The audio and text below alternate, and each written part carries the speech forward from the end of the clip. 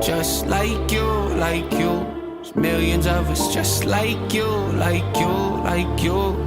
Just like you, like you. It's strange the way the mind can wander, but also stop the gossip and chat with memories that you and me aren't really fond of. Maybe you're out to find love, maybe you lost who you was. Maybe you're just like me and feel the need to stay in your rut. Cause if you left it, you might feel like you're no longer you. It's so impressive the way the mind can play with the truth. It's interesting that nobody can walk in your shoes, but still relate and feel the same. So in a way, guess we do. You ever think about what it would be like if the clouds were gone and you could see light? If the door was open, would you take flight? Or just close the curtains up and stay inside? Take a walk with me, take a risk with me. I'm scared too, and it gets so tempting when you're so empty to disown everything you hold. Dealing when you know clearly you've been so buried in your own fairy tale. The soul's tearing, but your holes in me, I relate to it. But in case you've been thinking no one does, here's a great theory. Throw a Hail Mary, let your mind fly to the sunrise. Could be so scary, make your faith vary. Feel the pain glaring, but the weight carried ain't in vain. Hear me? Hear me? Just in case my car goes off the highway, or the plane that I get on decides that it's my last day. I want you to know when you're alone and you feel afraid, you're not the only person in the world that isn't okay. There's millions of us just like you, like you, like you. Just like you, like you. There's millions of us just like you, like you, like you. Just like you, like you. So often I feel desperate, I think my heart's infected. How about yours, how about yours, how about yours? I guess it, you feel the best when your life is hectic. You might be destined to stay defective, so join the club, it ain't that hard to get in. It's hard to leave though, look at the guest list. I bet that your name is on it, don't believe me, check it. See, dead ends in life we come to tend to raise some questions. Suggestion, know that your feelings might give wrong directions. Infested, yeah, with the feeling of failure. Let it take over your body, it makes you question the life that you have. Situations you might have enjoyed become nothing but dated, old and forgotten. But what would you say if I told you that there was some hope we could make it? I know what you're thinking, I'm thinking it too. Could you really improve and be something worth saving? See, I can pretend like I have all the answers, but none of us do. It's the reason we battle, convincing yourself that you don't really matter. It's like feeding a cancer and letting it travel to every part of you. But what if we did? The unthinkable and cancel our trips. What's achievable depends on the risk, so pick up your chin and listen to this. Just in case my car goes off the highway, or the plane that I get on decides that it's my last day.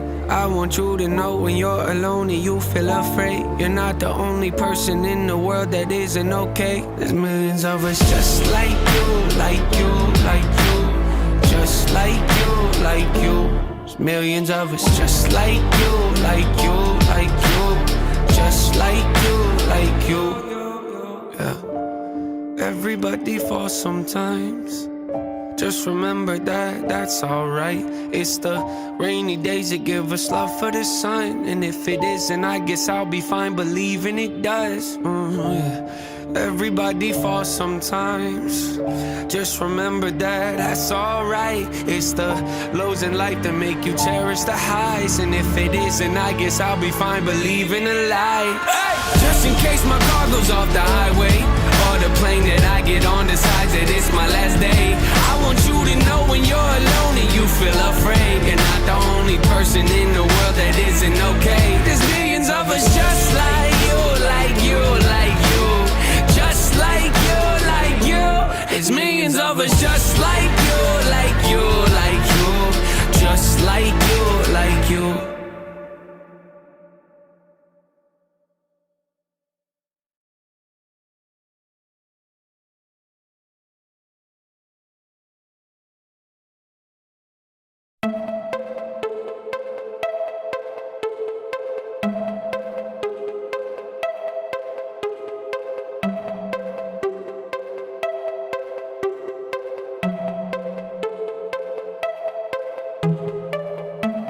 Woke up in a bad place, should probably get up so I'm not late. Stared at my phone for the past 8 minutes at nothing, my head aches. Bottles empty by the lampshade.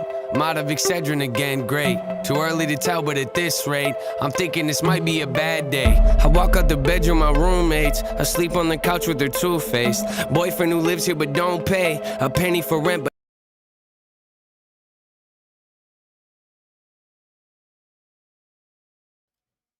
Ladies and gentlemen, boys and girls, what is up? Welcome back to another live stream. My name is Tyler Ramsey. Super excited to have you taking the time to hang out with me. And hey, I want to let you know that right now I am live on 3 different platforms. You can join on whatever platform works best for you, but I am live on YouTube, LinkedIn, and Twitch. On YouTube and LinkedIn, I just stream under my name, Tyler Ramsby, and over on Twitch, I stream under the handle hack_smarter. So YouTube and LinkedIn is Tyler Ramsby, Twitch, it is Hack Smarter, regardless of which platform you are joining me from. I have chat from every platform pulled up right here with Restream. Will do my best to pay attention to the chat, answer questions as we go, but super excited to have you taking the time to hang out with me. Hey guys, so real quick, first I need a drink of water. Apparently, I'm like already losing my voice.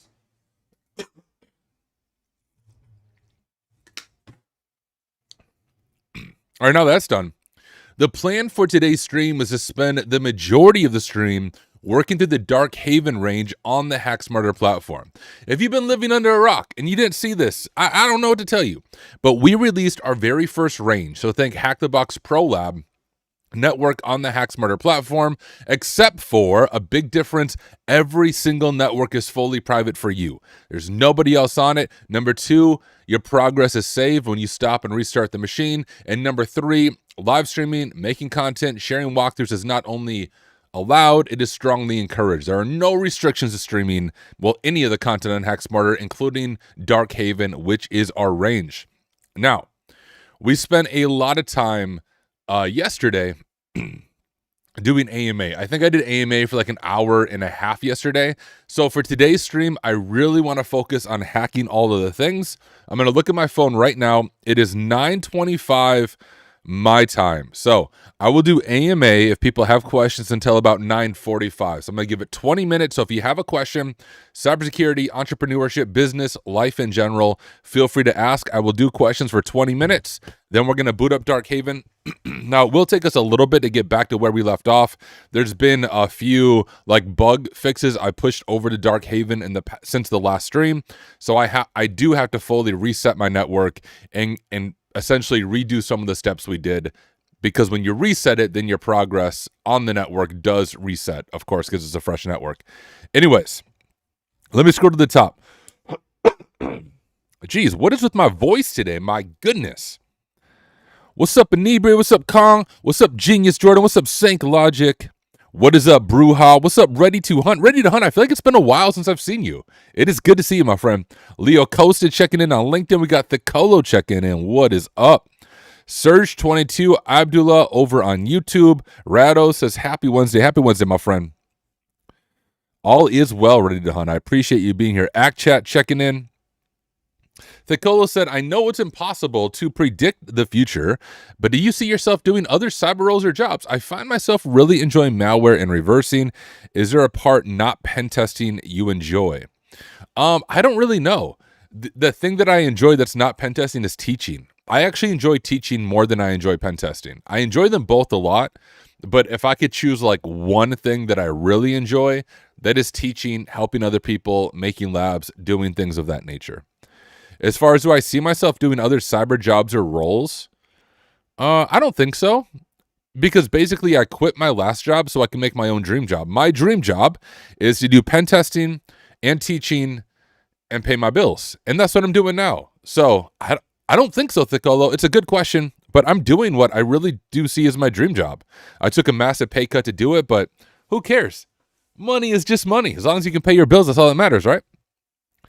Scotty Does Tech says, hey, Tyler, I just want to say you're amazing. Me and my 8-year-old boy love watching you. That's amazing. Dude, I've been trying to tell my kids watch YouTube, and I was like, guys, you should watch me on YouTube, and they don't watch me. I have a 9-year-old and a 6-year-old. So I'm going to tell them that there's an 8-year-old who enjoys watching my streams. Maybe I can get my kids to also watch my streams. But Scotty Does Tech, I appreciate you being here. Hopefully you and your boy enjoy the child-friendly nature of streams. I don't I don't actually like cuss, swear in real life because I have my own kids, so I very much trained myself not to. And so I also don't do it on stream. So hopefully that makes it a little bit easier for you to watch it with your 8-year-old. My son though, Elijah, guys, he swears more than I do. He picked it up from his friends at school. It's very frustrating because he got in trouble at school a while back for saying, I don't remember. I don't know if it was the full F-bomb or something else. And then I talked to his teacher and I was like, I literally don't know what you want me to do. Like, we don't even swear in our house. So it's not something he picked up from us. It's from your classroom. That's where he's picking it up from. So you do you, but funny stuff. Oh, we got the super chat from Sync Logic. My friend, I appreciate you. Thank you for being here. Thank you for your generosity. Tyler, what is your average screen time or how many hours do you work? Well, this week has been a little bit different than most weeks. For probably the beginning of this journey, I was working 60 to 70 hours a week, but that is not sustainable. That is not healthy. Basically, I would work 8 a.m. to 5 p.m. during the day, and then every night I would work about 7:30 p.m. to midnight or 1 in the morning, just because I had so many things going on and so many things to do. I still have a lot going on, still have a lot of things to do, but I just decided I'm done working at night because it wasn't having a good effect on my marriage. It wasn't having a good effect on just my mental health. So I just stopped working at night. And guess what? Nothing fell apart. Now, there is an exception for this week because we released DarkHaven. I am on during the day until like 5 p.m. I try to work standard hours, and then I'm back on every night to respond to questions, fix bugs if people identify them, make sure everything's running smoothly. But I think, fingers crossed, I think everything is working very smoothly now.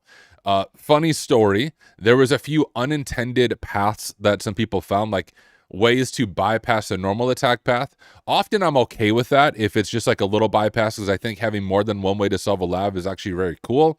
But a few of the bypasses like allowed you to skip a bunch of the steps. So then I had to put on my sysadmin hat. I had to patch those vulnerabilities. But guys, unless you've done this, you don't realize how hard it is to patch an intentionally vulnerable machine to stop an unintended attack path without breaking the intended attack path. So I became too good of a sysadmin and I overly patched something, which then broke the real attack path while I was trying to patch an unintended attack path. It's just kind of been a headache to get it all working smoothly, to have a intentionally vulnerable 7 machines in a network while patching out unintended vulnerabilities. It's harder than being a regular sysadmin in my experience, but I think I have all of it working really, really well now. I hope. If you do discover a bug, tag me on Discord. What's up, Zebra84? What's up, Mark Fuentes? What's up, Youssef? CyberInfo says Restream is one of the best purchases. It's so handy. I agree. I used to use like kind of a ghetto plugin for OBS to do multi-streaming, but it was always a headache to get set up. It would always break. Now, to be fair, Restream does break as well, but Restream breaks about once every couple of weeks, whereas my plugin would break every other day. So I'm happy with Restream. I don't use most of the Restream features. Like the proper way to use Restream is to do all your live streaming through Restream, but I like having full control of my video. So I literally just use OBS and I pipe OBS into Restream. So Restream, the main purpose is the chat, the multi-platform chat. The Colo said, yeah, teaching is top tier. I also enjoy that more than anything else. And I think, honestly, teaching is one of those things that is protected from being replaced by AI, which I know sounds a little bit weird because AI can do a good job at teaching concepts. But I think most people want to learn from a real human being who they can talk to, who can they ask questions to, who have that real face-to-face interaction. And I think as AI grows bigger and bigger, people are going to hunger for human connection. So that's what I'm banking on. That's why in my teaching, it's all video-based. It's very personable, very human-centered. That's what I'm aiming for. Jump in the net will appear. What helped you make the jump into teaching? I've always been passionate about teaching. Geez. I mean, I was a pastor, right, for 10 years. So I taught theology. I actually was working on a doctorate in theology. And as I was working on the doctorate, I was a teaching assistant for a professor. So I used to teach graduate level courses on theology, philosophy, history, things of that nature. And those are 3-hour lectures. Like you would lecture for an hour, take a 10-minute break, lecture for an hour, take a 10-minute break, lecture for an hour, and then the class would be done. So I've always been passionate about teaching, whether it is cybersecurity or theology or history or just some random topic. I just enjoy it. Which is weird because I'm very strongly an introvert. So if you ever meet me in person, I try to fake that I'm extroverted, at least at like DEF CON. But if you actually saw me out in public, like in a group setting, I'm almost silent. I was actually at a little men's retreat conference thing with my dad this past weekend, and after like the main session, we were in this group doing group discussion, and I was like legitly completely silent, and my dad had to call me out. He's like, Tyler, do you have any thoughts? And I was like, I do, but I just don't like talking. But truly, there's something weird. If I have a purpose to be somewhere and I have the opportunity to teach, I love it. But I also I don't like social situations that much. So I'm a weird kind of mix there. That's why I only attend a few conferences and then take a long break before going to any conferences. I love them, but I'm so freaking dead by the time they're done. Zov's clip says, can you tell me some good resources to learn pen testing and bug bounty from scratch?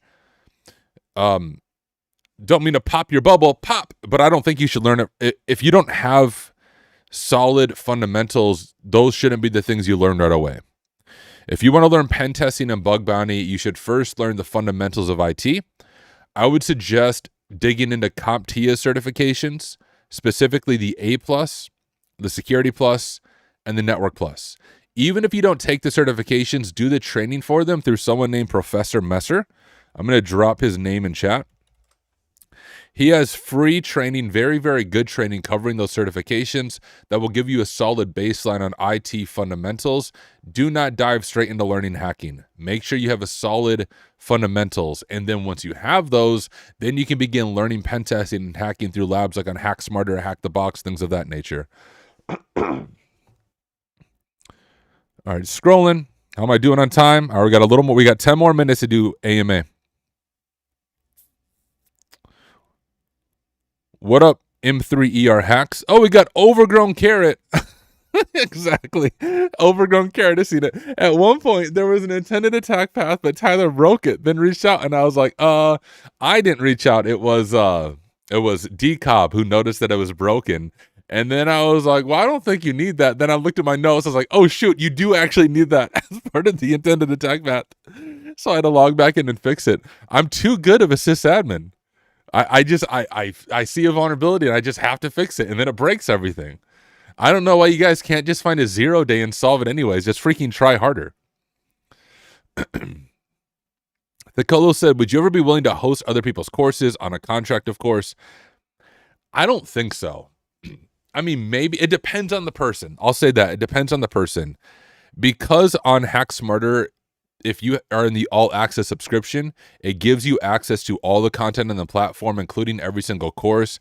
It is a massive headache to try to figure out how do you properly compensate a course author, because we have courses available for a one-time purchase and then courses available via a subscription. So it's just a headache to try to figure that out to make sure the course author is paid fairly. So we do labs from the community, guided labs from the community. The one exception is Ryan, aka Overgrown Carrot. He has been working on a small course. I think we're going to call it a Hack With Me, because it's like a mini course on DACL attacks. And so like someone like him, I'm willing to work with, because I know that he'll be flexible as we figure it out together. But it's not something I advertise. Like, I'm not interested in hosting other people's courses because of the complexity of trying to figure out how do you divvy up the revenue so the course author is paid fairly. I know TCM did some like crazy formula based on like number of watch hours or something like that, and then they had like a pool for creators, and they'd have to divvy that up and send it out to creators. Guys, I'm not going to pay for an entire accounting team just for that purpose, and I'm not going to do that manually. So good question, but that's why I'm not seeking to host other people's courses. How can personal development of yourself in your work? How can you do personal development? I don't actually understand your question. Are you into something physical? I mean, do you play any sports? Yes, I love boxing. So not just like fitness boxing, but like actually punched and getting punched. Now, I've backed off on hard sparring a lot, because once I understood the effects of CTE and the dangers of CTE, we talked about this, I think, 2 streams ago. But basically in combat sports, CTE is, well, it's same with football. It's those effects as you get older, concussive-like symptoms, but the dangerous thing about CTE is it can only be diagnosed after your death. And the other dangerous thing about CTE is it doesn't necessarily happen from a concussion. It is semi-concussive strikes. It don't knock you out, but just buzz you a little bit. And if you're doing hard sparring in boxing, MMA, Muay Thai, you're taking a lot of those shots. And because my work is predominantly with the focus on my mind, I thought I should probably not get hit in the head all the time. But I really enjoy boxing. And occasionally I'll do some harder sparring with some amateur boxers, pro boxers, and some MMA in my area. I actually went 6 rounds, I think, 5 or 6 rounds with Josh Dyer, who he was formerly the light heavyweight bare knuckle fighting chip belt holder, this guy. So we live in the same area. So like I've done 5 or 6 rounds back to back with Josh. Is probably the most well-known person that I have fought. Obviously I didn't like beat him. It's sparring, so you're focusing on improving. He's very, very talented. But I really enjoy boxing and combat sports. I enjoy watching MMA more than I enjoy boxing. The only reason I don't do MMA is I can take a punch to the face. I don't really want to take a knee or an elbow or a kick to the head. That just, I don't want to eat that.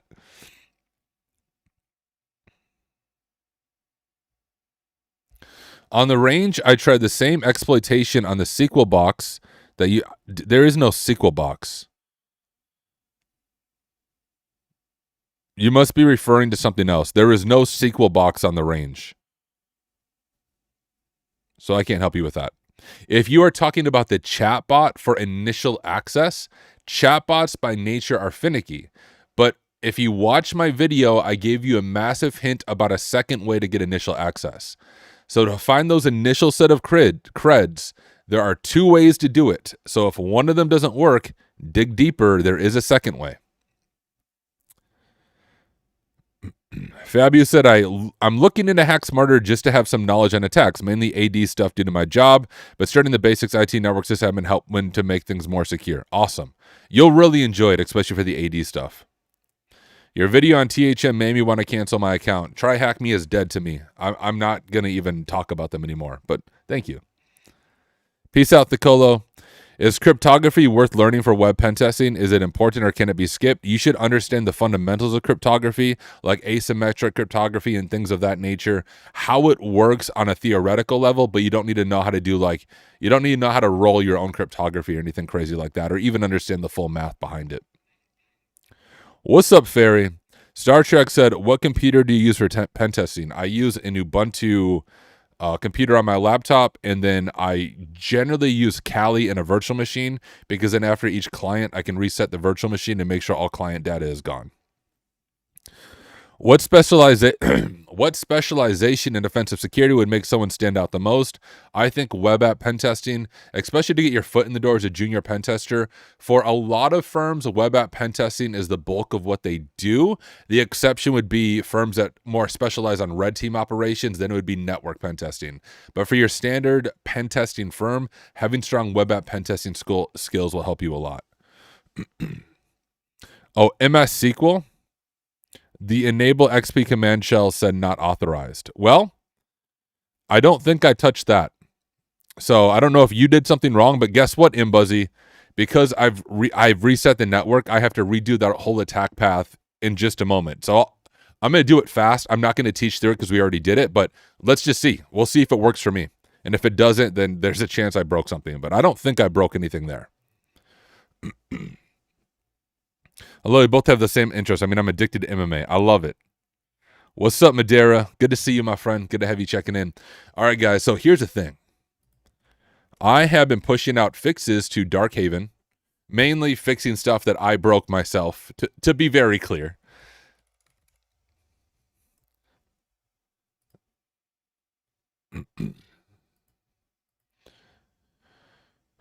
So what we are going to do is I'm going to fully reset my network so I can pull in the changes. And while we do that, I'll share a few things with you, a few updates since the last stream.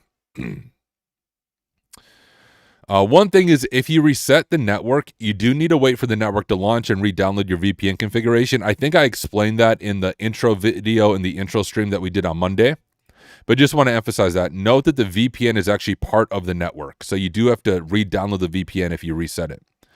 Here's the other thing that I've added. So if you want to know, like, hey, do I need to reset my network, or was there a bug that the team fixed? I added a few things. So you can see like this latest change. This was from this morning. Hopefully this is the last thing I had to fix. I think everything is smoothly. It says, we identified an issue where the password found for a specific user is incorrect, blah, blah, blah. If you want to see the details, you can go to that Discord link. I dropped it there just so I don't have spoilers. But then I also have a full changelog. So if you want to know like what patches or what fixes we have pushed, this will always be updated. As soon as I push out a new image, I will update this. Now, I think it should be very stable now. So I'm hoping no more images that I'm pushing out so you won't have to reset your network. But to be fair, this is the very first network that we released. And although we had a few minor bugs that we had to fix, I think that we at least get kudos for being so responsive. I mean, we released this network Monday morning. It is now Wednesday morning. And as soon as we identified an issue, like I would jump on, fix it, push, jump on, fix and push. These are the unintendeds that caused me to accidentally break other stuff. But yes, fun stuff. Now it does take the network a little bit to boot up, even though it says start. So I'm going to give it still a moment before I try to connect. Ryan said there's a couple things I missed. I mean, it's just the nature of it. Like having these many interconnected machines in an Active Directory network, it's just the nature of the game. But I think we've done a good job of responding to all that stuff and fixing it as fast as possible. Especially knowing that we're like a significantly smaller platform than any other platform out there. Like as of right now, I'm the only paid staff member of HackSmarter. It's very community driven.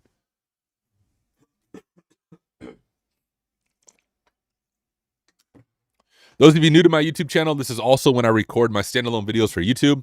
So we've been recording standalone videos working through this. I think we've recorded 5 parts through DarkHaven. So if this is the first time you're watching, you're going to feel a little bit lost here because I'm going to very quickly run through this just to get back up to where we left off.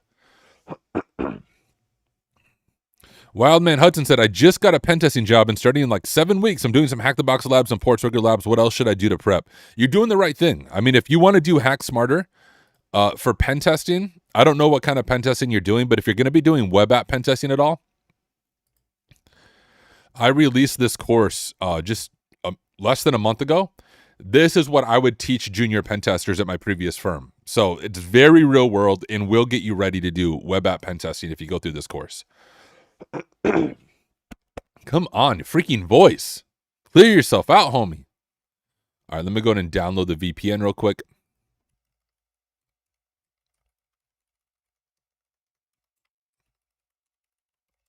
And if you want to get caught up on like the introductory stuff in the first 5 parts, they will be releasing on my YouTube channel as short, standalone, easy to follow videos. If you want to see the full live stream, just watch the live stream from Monday. That's when we first kick things off.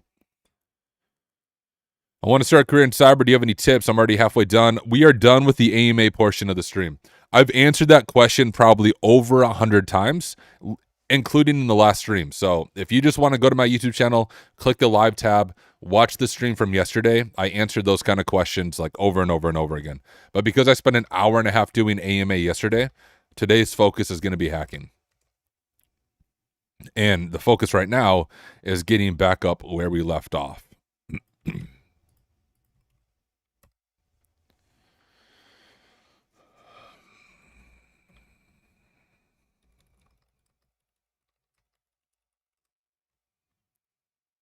Yeah, okay, so who said that this didn't work? Whoever you were, you did it wrong. Mbuzzy 2013, XP command shell definitely works. Okay, so once we enabled that command shell, just want to make sure all of our previous steps worked. I need to do XP command shell, who am I, to run the command. And yep, we are NT authority system. I think my IP should still be the same. Yep, it is. And if I CD over to HackSmarter, DarkHaven here, I should see my shell c.bin. I'm going to name this web server. We're going to spin up a Python web server for our sliver session. We're going to name this sliver, sudo systemctl start sliver. Enter the password, open up sliver. Then we are going to do... what is it? grab my IP to set up a listener. And guys, I'm doing this fast. I explain all of this in detail in the standalone videos that will be coming out. I'm just trying to get caught up to where we left off in part 5 without taking up too much time. And also, one second, I need to get something pulled up on my other screen. I'm going to get Discord up here just so I can keep an eye on Discord as we go. Whoops, wrong thing.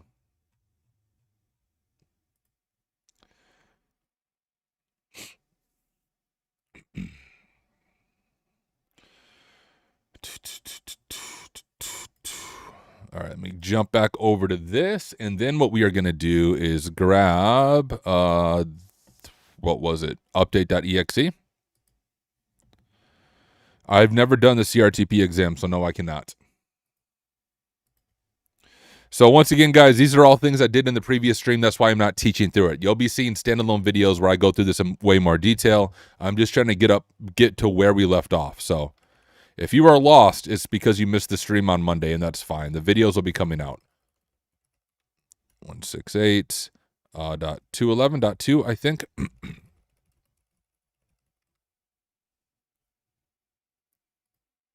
Okay, that went and grabbed it, and now I think we should just be able to do XP command shell and run that beast.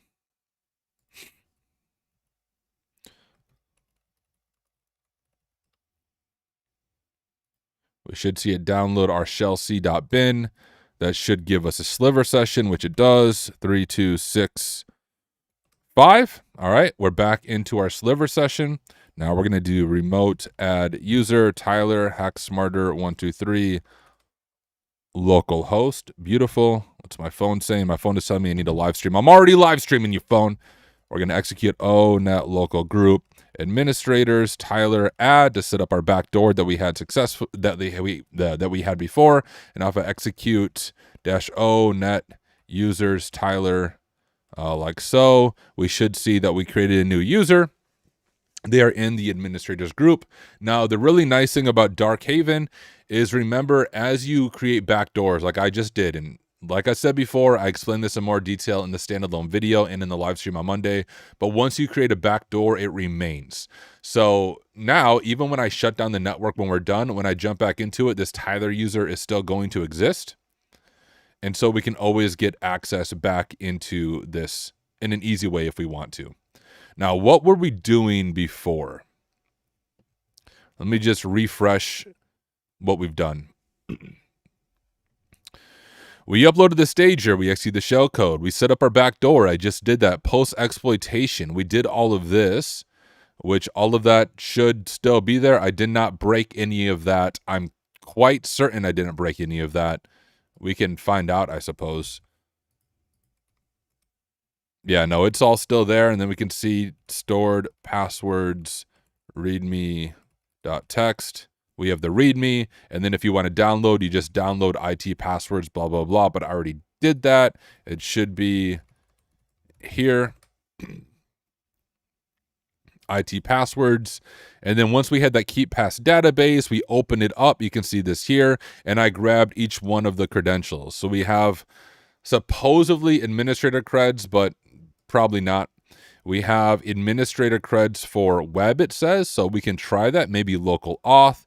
We have creds for an account called Service Backup, Service Web Pool, and S. Howard, and I believe, yeah, we looked up the domain policy. We didn't want to do any password spraying because the lockout duration is 5, so it would lock out accounts. And then we were doing AD enumeration of subnet 2, but we couldn't get Bloodhound to work because Ryan hates us.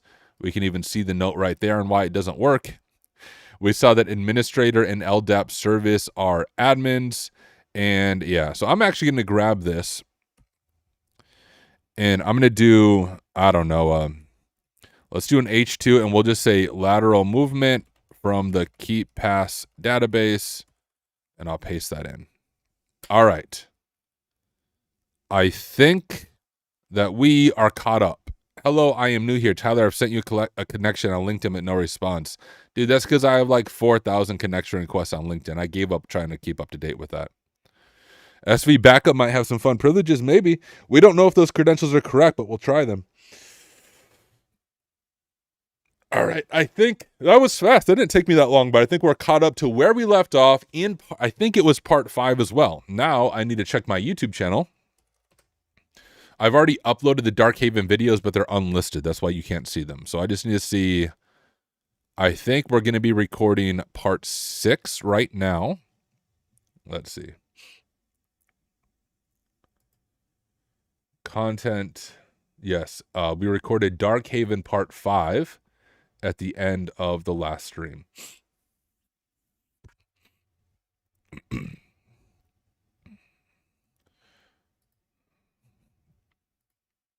You know what I also want to do is see if I can get a user list. LDAP's bugging out in Bloodhound, but I wonder if I can at least retrieve users. We'll try it. We'll do it all live. Let me get a drink of water, then I'm going to hit record. We're going to start recording part 6. My camera's a little bit crooked. Don't be crooked, camera. We're going to start recording part 6.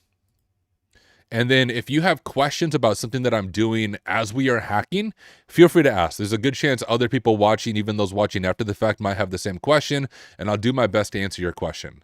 On the other hand, if you have a general question about cybersecurity, entrepreneurship, things of that nature, in between recordings, I will take just a few minutes to do an AMA, not long, maybe 5 minutes, to answer your questions on those topics. For the recording, I aim for about 15 to 20 minutes. So then I'll do short break AMA, then we'll continue hacking. All right. I like the ranges diagram, neat design. Is it auto-drawn based on available machines? It is. It's automatically done based on the machines that are available. If we added more machines, they'd be added into that. I agree. The diagram's cool. Okay, let me check Discord. Make sure no one's like, Tyler, you freaking broke something. Okay, cool. Every time I see that there's activity in the range channel, I have a little like panic attack thinking, frick, what did I break now?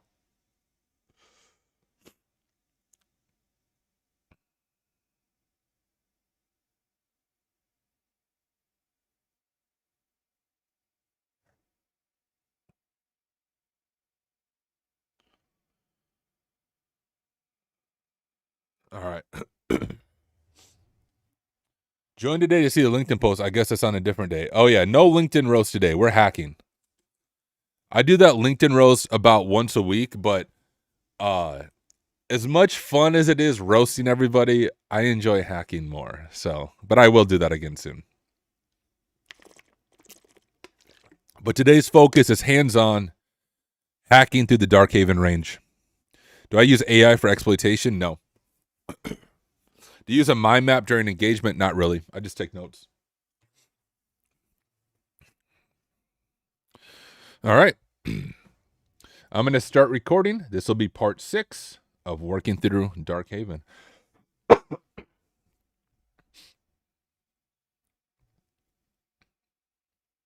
What is up, everyone? Welcome back to another video. This is part 6 of working through the DarkHaven range on the HackSmarter platform.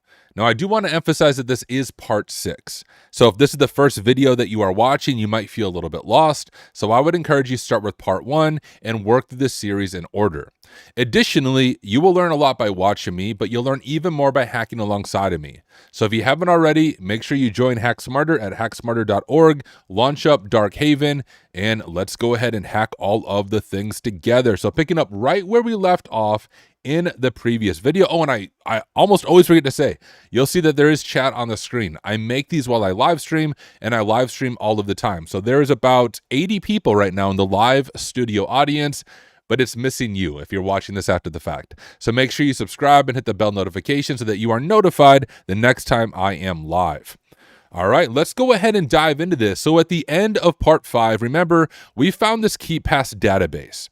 And initially, we were going to try to do password spraying. But remember, just like a good pen tester, we first retrieve the password policy. And knowing that the lockout threshold is 5, we don't want to just spray all these passwords at all the users, because we will then lock out all the users in the domain, which is never a good day for a pen tester. Thankfully, in a lab environment, you can reset it, but you can't just reset your client's environment. So instead, what I'm thinking we do is we can manually test each one of these sets of credentials to see what we can get access to. We were also trying to dump Bloodhound, but that didn't work because, once again, Ryan hates us. we were doing some manual enumeration, like looking at domain admins, we're seeing what users exist, and then I just made this heading right before recording on lateral movement from the KeepPass database. But I think before we even do that, one of the things I want to try to do is see if we're able to dump users just to make our life easier for the future. Now, we're not going to do password spraying on all these users because, like I said before, if the lockout duration is 5 and we have 1, 2, 3, 4, 5 passwords to spray, we will effectively lock out every single account in the domain. So we don't want to do that. But having a list of users, I think, is good. Now, unless Ryan hates us even more, we might be able to use netexec, either SMB or LDAP, to dump users. I'm going to try LDAP first because it gives a better formatting for the users, I think, in my experience. We'll just give it a shot. So we'll do netexec, LDAP. Let's see. You can actually see from we were trying to connect LDAP before. SQL Server should fine. And then I think it's users export. And then you can save it to users.txt. Now we cross our fingers and we see if LDAP's going to work for us to dump users. Poor Ryan, just trying to do his job. Oh.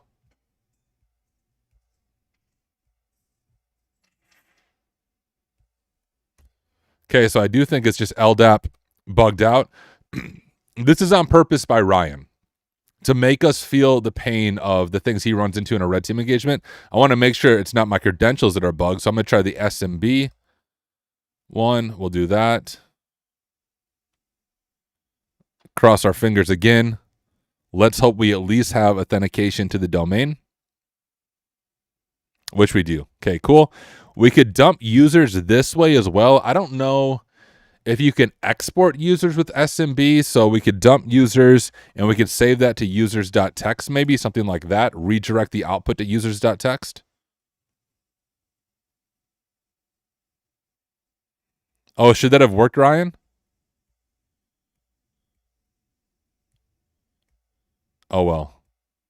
When one way fails, we'll see if we can figure out another way.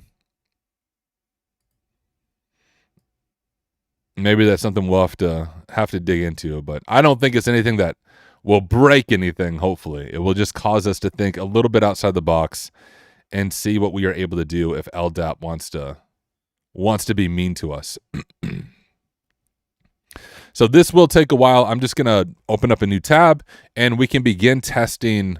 I'll just call this terminal 2. We can begin testing some of those credentials. So we have supposedly this DarkHaven administrator one. So this looks like it would be a domain account. And so what I'm going to try to do, if you remember previously, we made a list of our hosts called subnet2.txt. So that should have all of our hosts in it. So then what we can do is test each one of these sets of credentials against each host, although that would not be a good idea because we'd have a good chance of there would be 1, 2, 3, 4, 5 invalid login attempts if the credentials aren't correct and therefore locking out the account. So no, that's not the best idea. I think our best idea is to test it only against the domain controller. So we'll do that. So I'll do netexec smb dc external darkhaven.local -u administrator -p. We'll see if we can get an easy win here with these credentials that are stored in KeepPass. We could use RID brute as well. Yeah. And I'll just try shares. And you can see it did work. We were able to print out all these users. I'll just have to clean this up later if we actually want to use it. I am going to glance through here so you can see, for example, remember in our initial access when we were talking to that chatbot in the beginning and we were able to get the credentials for the service SQL account, it's because the set password was in the Active Directory description for that account. Actually, it's something I see in the real world on a pretty regular basis. One thing we can just glance through is that if there's any other accounts that have interesting descriptions, there's a bunch of freaking accounts in DarkHaven. So I'm just going to scroll, see if my eyes catch anything as I scroll. We have some management employees, so I saw that changed. We have some IT employees. We have some service accounts here, including Service Web Pool, Service Backup, and SQL Service, but I'm not seeing credentials being stored anywhere else in the description, at least there. That's good to know. We have the NetBIOS connection with the host timed out. This is something that you will encounter when you're connecting over VPN, even in the real world. So if you see that message, you can always try SMB timeout 30. Hey, you can ask your question, but I'm not going to answer it until we are done recording. We'll be recording for the next 15 or so minutes, but you're welcome to ask it. I just won't answer it yet. All right, so you can see the credentials are not correct for the administrator user. So we can even grab that. We'll do an H3. Well, I don't even need to do a header. I'll just say testing credentials. And as we test each one of these sets of credentials, we will note exactly what we tested and what the results were. So let's go ahead and try the SVC backup account now.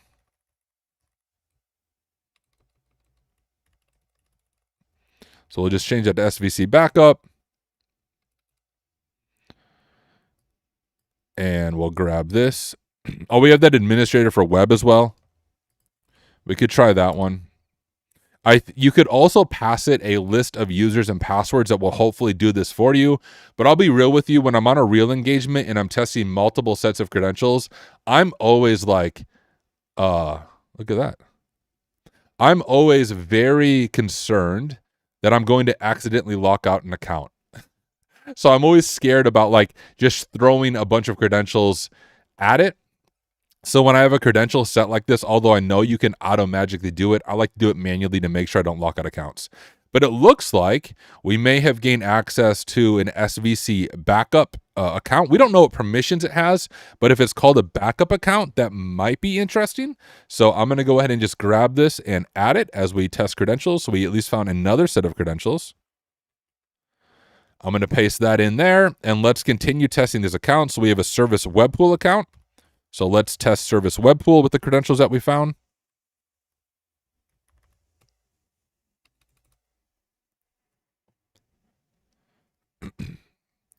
Yeah, I will answer that question after recording. Go 70.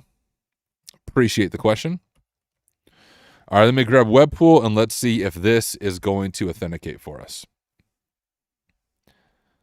But we at least have something. We have at least one other account so far that we have compromised that we can then dig into the permissions of that account. And that one did not work. So service web pool, the credentials that we found in the keep pass database are not correct. And I think we have, one more account to test? Oh, and the administrator one. We'll come back to that. I apparently skipped that one. And that specifies it's for web. We'll just do that one now. Because it specifies web, it almost looks like a local admin to me. So what I'm going to try is netexec smb web.external darkhaven.local-u administrator -p, and we will grab that password like so. And then what I want to do is do local auth and then smb timeout 30. Local auth means instead of testing domain credentials, let's see if this is like a local admin account specifically on the web server.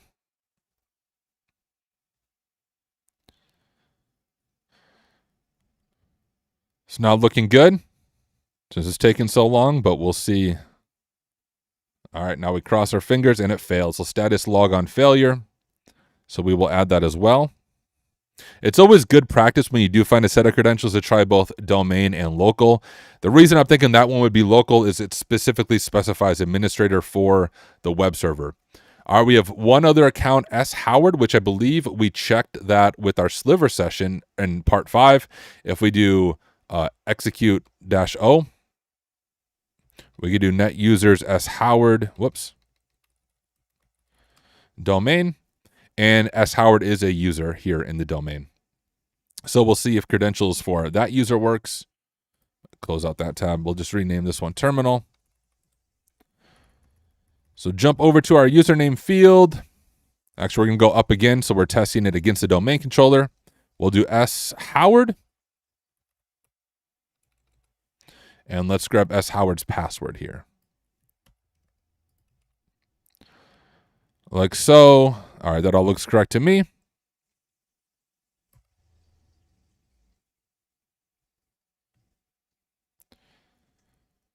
Cross our fingers. And hey, Data Dominatrix, I appreciate you answering the question over there in chat. And it would appear that we have just compromised a second user.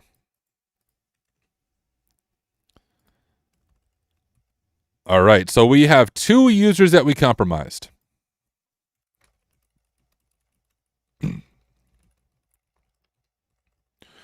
It was service backup account, and I want to go ahead and grab the credentials for the service backup account.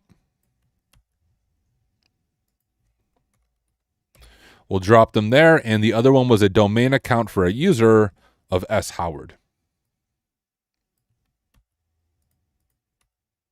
And I will drop that there. So we have service backup and S. Howard that we have been able to compromise. So now we want to know, what permissions do these users have in the environment? When we looked at S. Howard, he wasn't in any special groups. Remember, we can't get Bloodhound to run because there's some scripts on the back end blocking us, trying to simulate a blue team a little bit. We might come back to that once we compromise another machine, but at least when I was trying to run it from the SQL service machine, it was failing on us. Anyways, when we look at S. Howard, we see that he is part of operations. We also see that there's the group GRP operations. We don't know what that group membership does, what permissions it might have, and he's a member of domain users. So he might be worth digging into. I'm also curious about that backup account, because often if you see a backup service account, it might have the ability to, in the backup group. So service backup domain. So service account for Veeam backup and replication jobs. So Veeam is a backup solution in the fact that it has replication jobs. I'm curious if it would have, I'm blanking on the permission, but there's a permission in Active Directory.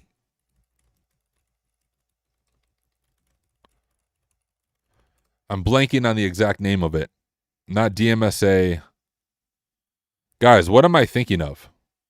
It is the ability for backup operators. That's what I'm thinking of. Yes, backup operators.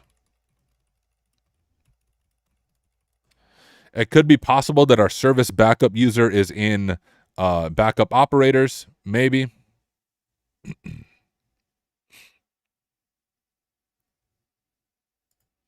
Jump over to this. But I think if they were in that group, we'd see it, unless it's hidden underneath their current OU.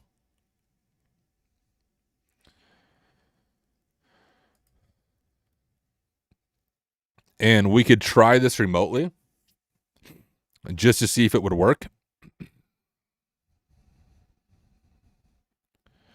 We could try using secrets dump, and just like replication could also be DC sync. That is true. Well, let's try this, and then we'll also dig into S. Howard. But if I was on a real engagement and I compromised an account called SVC Backup, that any service account, from my experience in internal engagements, service accounts tend to be overly privileged. So if you're able to compromise a service account, you might be able to find some interesting information, and I think that's going to be worth digging into.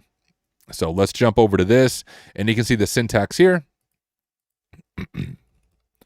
So we'll do impacket secrets dump.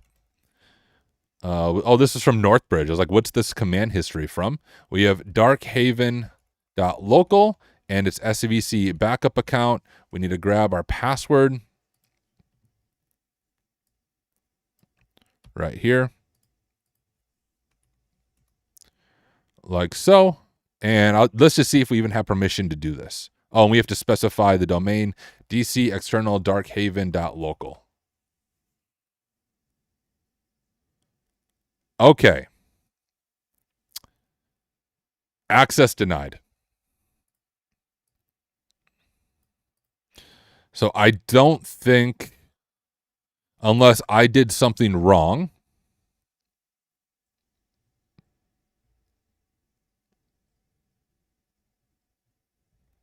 but I'm going to go with our user does not have the permissions to do that. We'll do maybe, I'm going to call this an H2 maybe, and we'll call this service backup enumeration. So just note that that fails. Might be worth something coming back to and seeing if we can figure it out, or if we can ever get Bloodhound to run properly. That'd be good as well. But so it tried to dump it. It failed. Maybe we'll come back to it. Maybe I did something wrong. But let's go ahead and dig into S. Howard. So we'll make another H2 since they're a domain user. And we'll say S. My goodness. S. Howard. Enumeration. And what I want to know is, does S. Howard have access to any interesting shares? So if we do netexec SMB, I am going to do subnet2.text. We're not going to lock out any accounts because we know that we have the correct password for S. Howard. So since we know we have the correct password, we can hit every machine in subnet 2 and see what shares S. Howard might have access to, since I'm not seeing him in any interesting AD groups, at least the very basic AD enumeration that we're doing with net user. So we'll do that, hit enter, and let's see if S. Howard has anything worth digging into.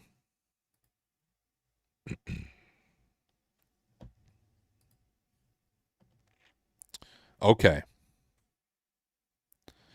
So standard stuff here. We do have, I thought I saw this before for our other user, but we haven't actually looked into this share. Remember, we saw that message in the beginning of our engagement that they updated a share name from DarkHaven Technologies Inc. or something to just DarkHaven Data. So I'm going to grab this because I think this might be worth digging into. So let's check out, we have DarkHaven Data and DarkHaven Data. So we'll check out DarkHaven Data. I'm going to do, I always forget the syntax on this, so hang with me if I do this wrong the first time. I'm going to try SMB client. Oh, beautiful. All right, we got it from a previous command that I ran. Share external darkhaven.local, and then we want to connect to the share of DarkHaven Data. We want to use the user of S. Howard, and we want to use the password for S. Howard. And I'm going to grab that from our notes.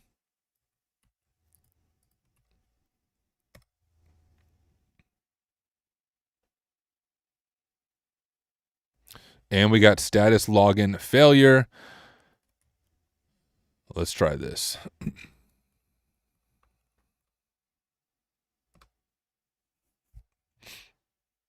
No. Wrong way. Oh. What am I doing wrong here? Share external darkhaven.local. I don't want to accidentally lock out the freaking account now at this point and accidentally break it. What's my cat want? Bro. Maybe it's a bug with SMB client when I'm trying to connect. The other cool thing, like a module I would love to show you guys, is you can, I think it's the spider module. We can actually see what is in these shares and download all of them with netexec. And this is why it's so important, like in ethical hacking, to be able to do something in more than one way. So the first thing I want to do is let's make sure I didn't accidentally lock out our account by connecting to share external darkhaven.local on SMB with these credentials. Let's just double check that we do have access via netexec, even though SMB client is failing us.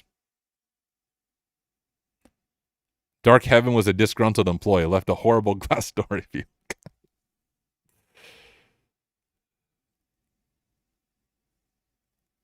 Oh, use quotes? I thought I did. Did I not? I did use quotes. Oh, maybe around between the domain and the username. Oh, well. Let's do it this way. Let's use netexec to download it because I think it'll be easier for us. So you can see that we are able to authenticate. And then when you have it authenticated, we can do the same thing. So the same command, netexec SMB, specify the server name, username, and password. And then we want to do a module. And I believe it's called Spider Plus. Let me do an H on that.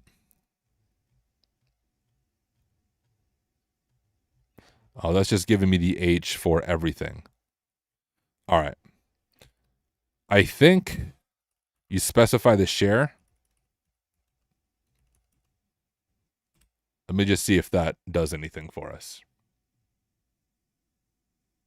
I found impact it worked over SMB clients, as Mbuzzy.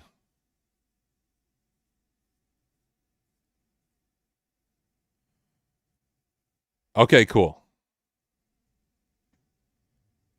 Now you can see download flag is set to false, so we want to go ahead and specify the download flag. If we pull up the netexec wiki, like way zoomed in, let's zoom out a little bit, and we search for Spider Plus. Whoops. Let's see if we can get the documentation on here. All right, using module Spider Plus lets you dump all files from all readable shares. And if we want to download all files, which is what I want to do, we're going to do -O for option, download flag equals true. So let's go ahead and download all the files from the share. Now, in a real engagement, you might want to be careful about this depending on the total file size, but our file sizes aren't massive. So I'm going to add that O download flag true, hit enter. And now hopefully what netexec is going to do with this Spider Plus module is go through that DarkHaven data share and download every single file from that share locally. Because then once we have all the files locally, we can then enumerate those files and see if we're able to find credentials of some sort. So we'll give it a moment. I don't think it should take too long. It's going to output it to this folder. Come on, Spider Plus. I believe in you. Beautiful. All files processed correctly. And it looks like it shared it to this output folder. So if we ls that folder, you can see it right there. So I think what I want to do is I'm going to make a directory called loot. I'm going to cd into loot, and then I'm going to cp-r, and I'm going to grab that folder, and I'm going to copy it to my current directory. And if we do ls, we can cd into it, ls-la, and you can see we have DarkHaven data and DarkHaven data. So it actually downloaded all the shares, and we have a lot of information to dig into. And I think, I'm looking over the time, we are at the 23-minute mark. I think this is a very good natural stopping point as we are working our way through the DarkHaven range. We just got a bunch of loot from one of the SMB shares, specifically DarkHaven data, and we have finance, HR, IT, management, operations. I bet if we do a little bit of digging, we'll be able to find some sensitive information that we can use to go even further in the range. But I want you to try it on your own first. So go ahead and give this a shot. See if you're able to find anything interesting. If you do, or even if you do not, join me in the next part and we will continue working through DarkHaven together. Boom. All right, we got another part done. Let me grab this video and drop it into the right folder on my host machine so it's ready to be published. DarkHaven part 6.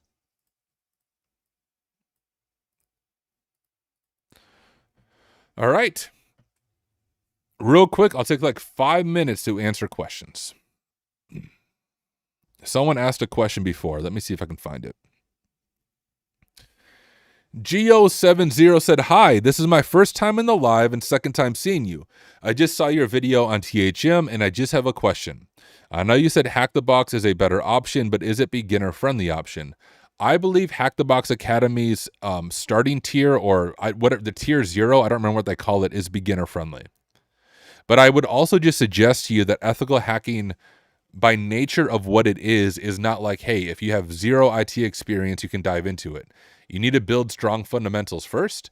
And so if you don't have any fundamentals, as I was sharing before, A+, Network Plus, and Security Plus through CompTIA, do Professor Messer's free training, and then yes, I think you'd be ready to dive into Hack the Box Academy.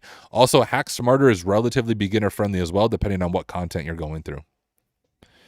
Do you think cybersecurity will be replaced by AI? No. Starting point. Thank you, Data Domitrix. Ah, yeah, you're right, Overgrown Carrot.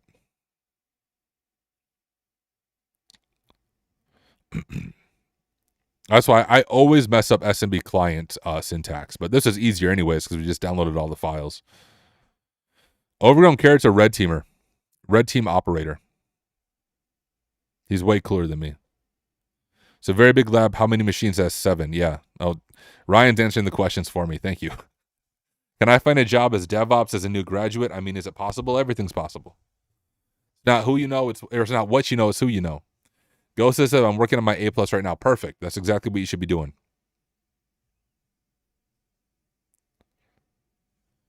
Yeah, Data Domitrix is correct. Hey, real quick, if you guys want to hack alongside of me, let me open up this in a new tab so I'm not logged in.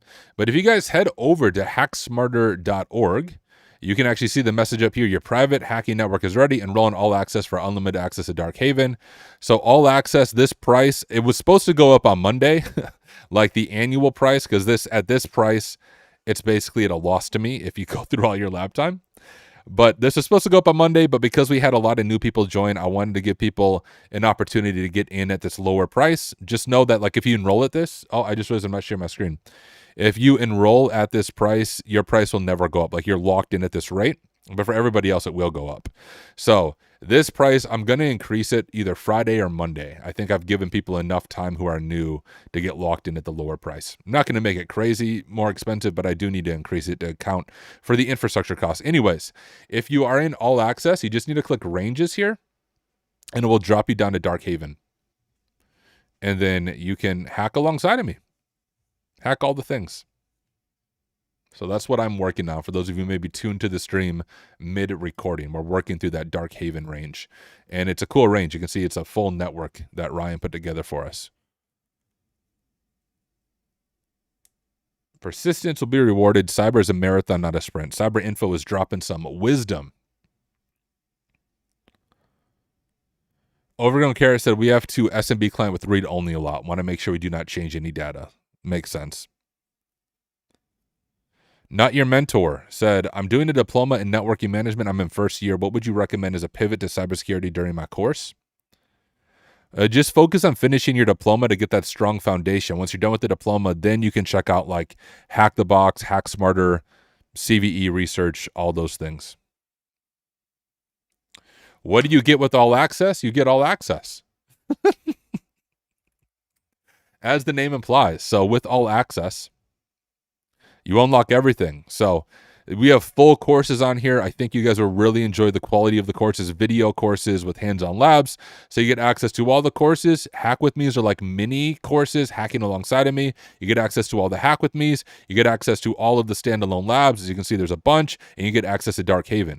We release new standalone labs every single week. So this like continually gets added to. If you want to get a feel for the quality, quite a few of the labs are free. So you can just, no strings attached, make a free account, try out the free lab, see what you think. But all access, as the name implies, gives you access to everything.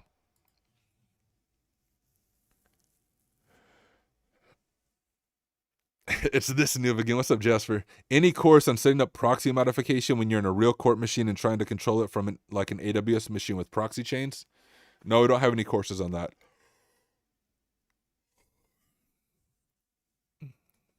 So Go 7.0, don't let, like, DarkHaven is not easy. It is not beginner friendly, so don't let this intimidate you.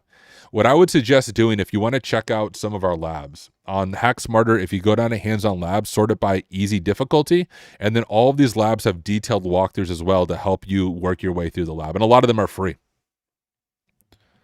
The thing about learning ethical hacking, one of the best ways to learn is by just diving into lab environments. You will be lost, and then every time you're lost or encounter something you don't know, there's walkthroughs available. Dig into those walkthroughs, take good notes, just take a long time to go through a machine. If you take your time and go slow and research everything you do not know, one machine will teach you a massive amount of information. Will this range let you practice some pivoting? There is no pivoting required for this range. But you could pivot. I mean, you could pivot from the one subnet to the other one, but it's not required for this range. I'm sure we'll add that in future ranges. We wanted to make this one a little more beginner approachable. AD is a whole different animal. Yeah. Life said, yo, bro, seriously, a question that I personally have recently been thinking a lot. I will be needing a job after I graduate from college. I have a little more than 1 year left, same 1 year as we do them mostly. You will need a job. Yes. Work on networking with other people. That's really going to be key. Mr. Tyler, the labs on HackSmart are shared. Nothing shared. Every lab is completely private. All the standalone labs are private. Even our range, which has multiple machines, is private. Nothing on HackSmarter is shared. Well, okay. Guys, I need to correct myself. The AWS labs, by definition of how they're set up, I only have one AWS sandbox account that you connect to. So if you're doing an AWS lab, I tag your resources with a specific tag. You'll notice this if you launch it. I explain it very clearly there. So technically the AWS labs are in my sandbox AWS account. So if there's other people working through it, you might see them, but it's not like your typical CTF where you drop into a machine and there's a bunch of exploits there. You won't encounter that, but you may see other resources in the AWS account. So nothing is shared with the one exception of the AWS labs. Oh, that's not all. Some of those are going to be shared by nature because of how they launch. I hope that makes sense. Yeah, Cyber Info, you are right. Home labbing is awesome if you have the resources to do it. Okay. Let's dive back into DarkHaven, shall we? Let me go ahead and close this out. DarkHaven, is DarkHaven good practice for OSCP? It's a good practice, but it's more difficult than what you encounter on the OSCP.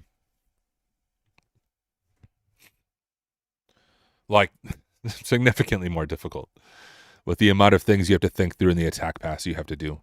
OSCP is relatively easy if you know some of the basics of AD hacking, at least for the AD portion of it. All right. Let's go ahead and knock out part 7 after I get a drink.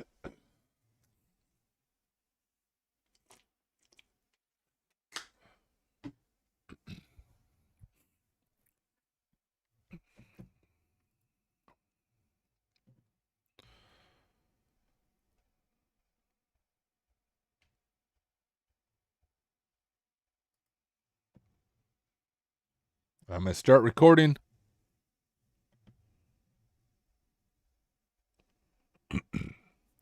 Bloodhound, it does not work, Philly D.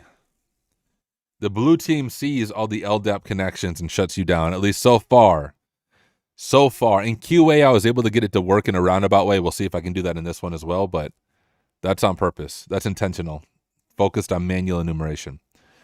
Live, so what I'm trying to ask is I'm currently using TryHackMe and all. Saw your vid too, but already paid this month's premium. Doing Cyber 101 currently, and I feel like I have to switch to become a web dev instead for the time being. You don't have to switch. I don't think AI is going to replace pen testing jobs or cybersecurity jobs. It's going to help augment them. All right, let me go ahead and start recording, guys. If you have more questions, I will answer those general questions after this recording. As a reminder, for those of you just tuned in, we are working through the DarkHaven range on the HackSmarter platform, but we are going to be recording part 7 of the series of working through it for my YouTube channel. So if you are just tuning in, you're going to feel a little bit lost, but I promise you'll still learn by hanging out, watching what I'm doing, and asking questions. If you have questions about the ranges or working through it, ask that at any time. I'll do my best to pay attention to chat and answer those questions as we go. Alternatively, if you have like a general question about cyber or business or life advice, you can ask that in between the breaks of the recording. I aim for about 15 to 20 minutes for each recording, so we'll record for 15 to 20 minutes, take a short break to answer questions, and then rinse and repeat. That is the plan. Dude, life, anything's possible. I can't tell you if you can make it in 1 year. I don't know what your communication style is like. I don't know what your resume is like. I don't know what your portfolio is like. I don't even know where you live. No, this is not the last part for today. We're going to be streaming. If I can like sneak in a quick snack in like an hour and a half, my kids have an early out today. So my kids get out of school at 1 o'clock today instead of, 3:15, 3:30. So I'll be spending the afternoon working, but I can't really stream with kids here. So, but I'm going to try to stream until then. So today's stream will probably end up being like 4 or 5 hours. So we are just getting started, ladies and gentlemen.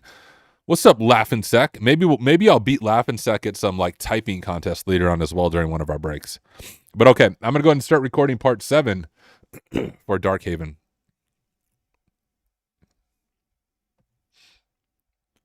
What is up, everyone? Welcome back to another video. This is part 7 of working through the DarkHaven range on the HackSmarter platform. And I do want to emphasize once again, this is part 7. So if this is the first video you're watching, you are going to feel lost. I would suggest going to part 1 and watching this series in order. Also, you're going to notice chat on the screen. As I record this, there are over 100 people right now hanging out in the live stream, and I live stream all the time. So you should subscribe, hit the bell notification, and join me live. Jasper says you still haven't washed your hat. I know. Chill. I'm busy, dude. I got 2 kids. I'll eventually wash my hat. Laughing says hi, YouTube. So yeah, you guys should be in the live studio audience. So subscribe, hit the bell notification, and you can join in the next live stream. All that being said, we're going to pick up right where we left off at the end of the previous video. Remember, at the end of the previous video, we use NetExec with the Spider Plus module to download all the data in the DarkHaven and DarkHaven data shares. And when we look at this share, let me switch over to DarkHaven data. As we look at DarkHaven data, we have 5 different directories: finance, HR, IT, management, operations. We could just CD into these to see what they're like. CD finance. And we have like subfolders. We have a budget. We have some invoices. We have that. We could also... Let me go out to here. We could run tree really quick to get a high-level overview of everything in here. So when we run tree, we can see in finance, we have IT budget, invoice logs, HR. We have a new starter IT checklist, might have like a starting password in there. We have a review schedule. We have an employee handbook, also might have a starting password. We have security awareness.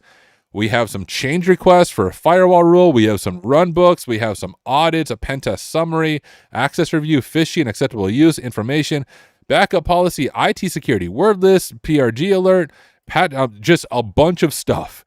If you're on a real engagement, you'll see that on a real network share, you'll see even more than this. So you have to figure out a way, how do we dig into this data without getting bogged down by things that do not matter? There's multiple ways that we could do that. What I like to do is grep. Grep is a way that you can search on a Linux system for specific keywords. So one easy win when you're looking at a network share is to literally grep for the word password and see if there's any passwords being stored hard-coded in the network share. So to do that, we can do grep -IR. R means recursive, so we search through each one of these directories, and we should just be able to specify we want to search for password.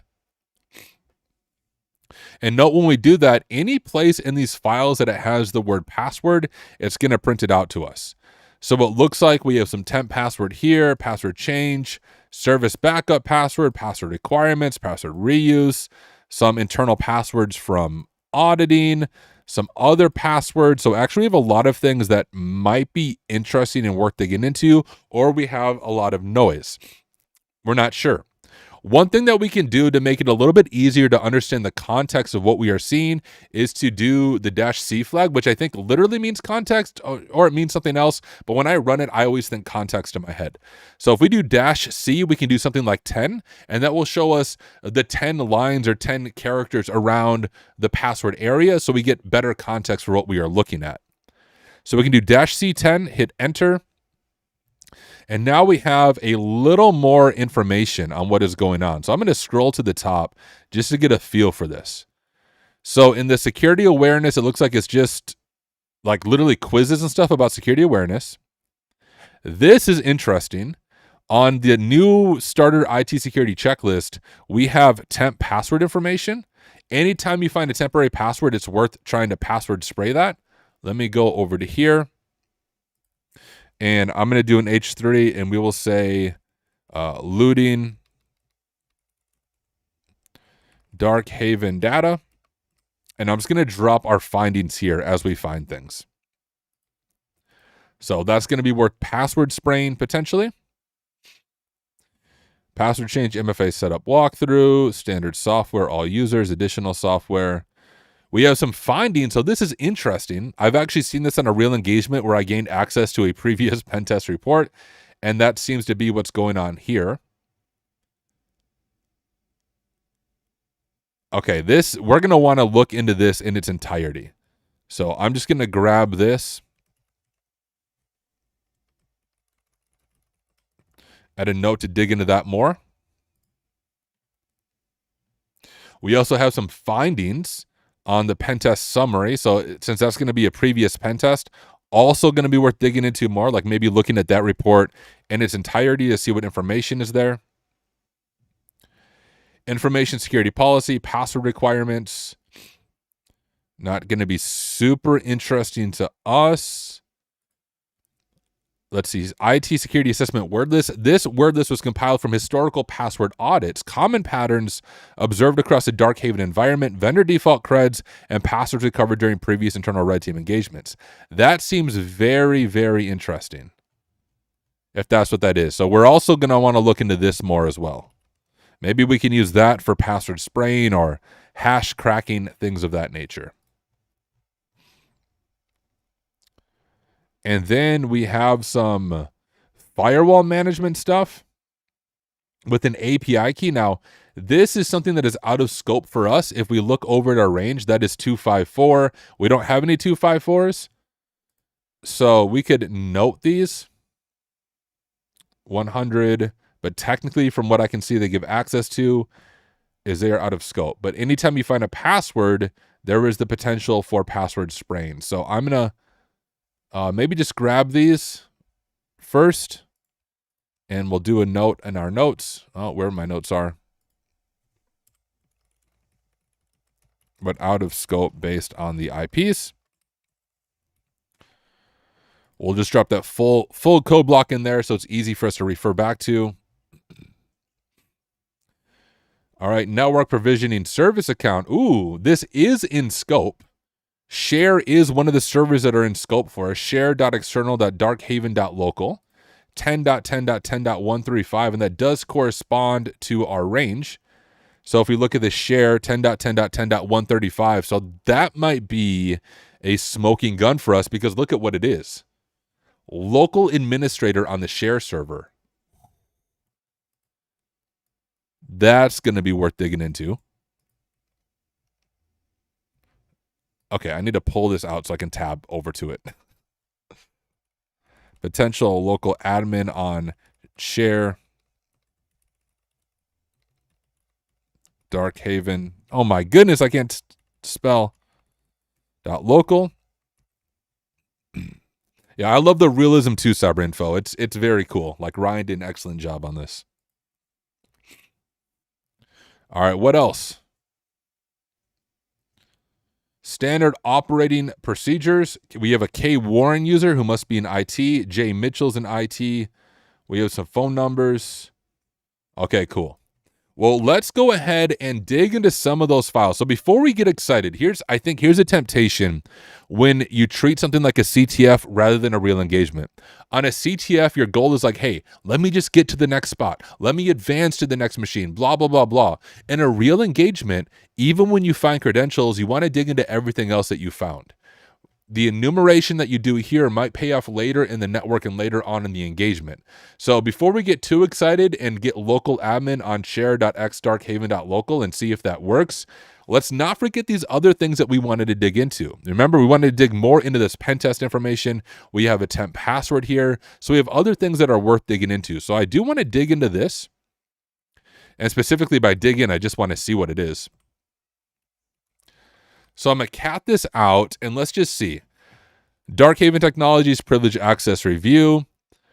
So we have interesting users. So we have Jay Mitchell and K Warren. If we can compromise them, that might give us some better stuff. We have B Chen is in the server operators group. Oh, these are domain admins, according to this. And then server operators. So what findings do we have? We have service monitoring has unnecessary write permission on the OU servers. Restrictor read property, it is due. I don't know if they fixed it. 3 accounts inactive for 90 plus days. Service backup password predates current rotation cycle. So it hasn't been rotated. Guest Wi-Fi unchanged for 6 months. Nothing super interesting there besides we have a little bit of information about the employees at DarkHaven.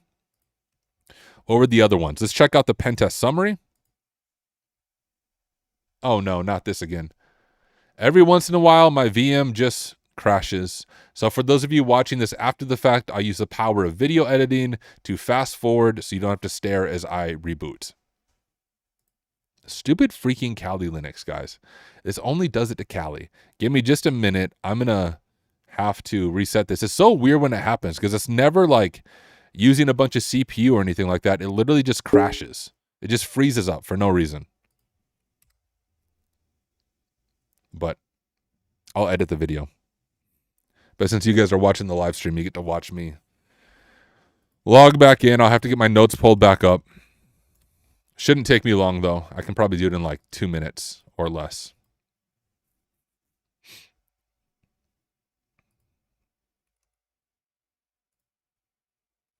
You need to download more RAM. That's not even an issue, though. Like, that's literally not the issue, is the RAM or CPU. It has more than enough on my host computer and assigned to the virtual machine. One of these days, I just need to like really dig in like from a sysadmin level and see what might be causing it to freeze up within QEMU, but it happens so infrequently, like it's just not worth my time. If that makes sense. All right, I got my notes pulled back up. I'm going to get logged back into Hack Smarter.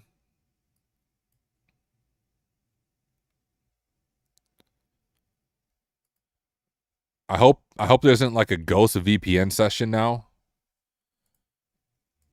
and that my VPN's gonna bug out since like it just disconnected. But if the VPN's still trying to be connected, it might bug out on us.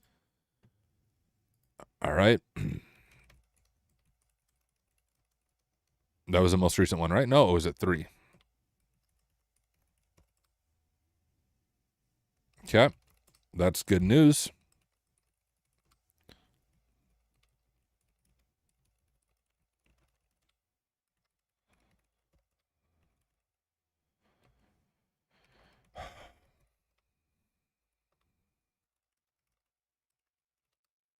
You guys can watch me try to get everything back to where we're at. It really shouldn't take long.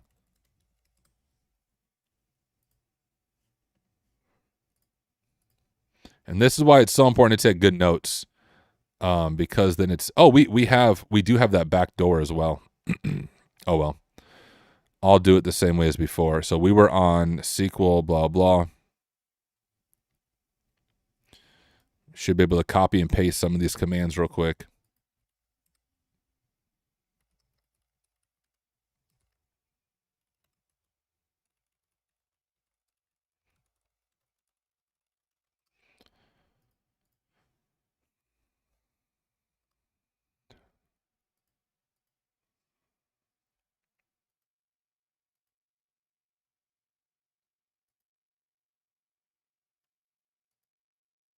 Uh-oh.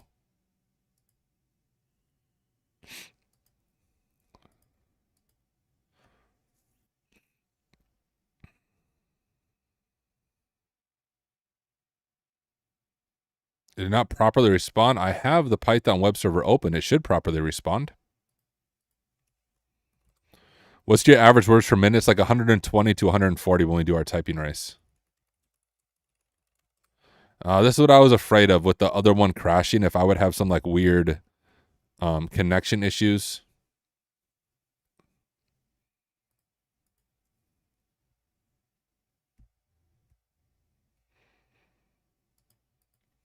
Okay, let's try this.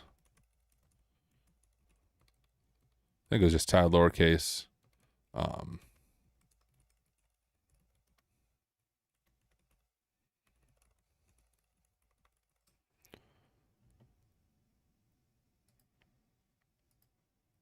Yeah, something's definitely bugging out there.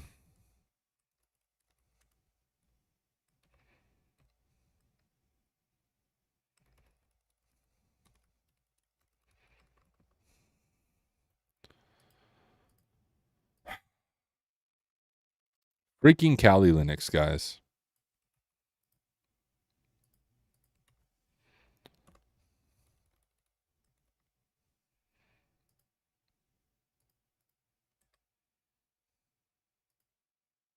Oh no, so that worked.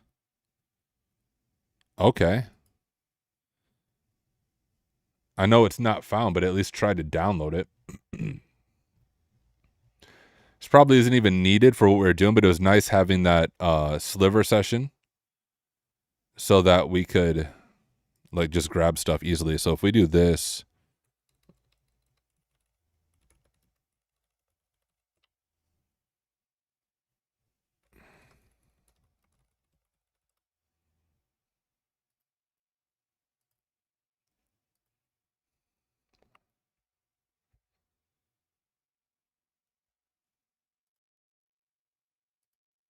Yeah, there's something bugged that is not working properly from the first time I did it.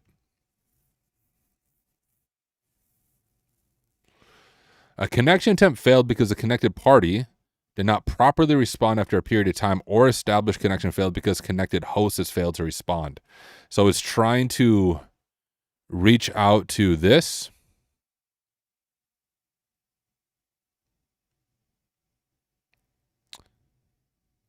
My machine, but everything is still there as it was before.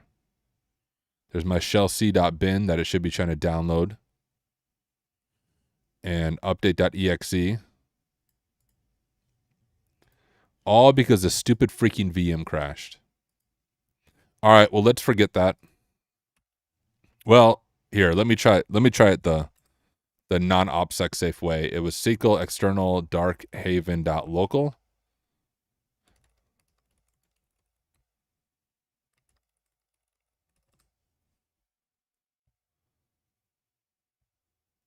Let me just try this.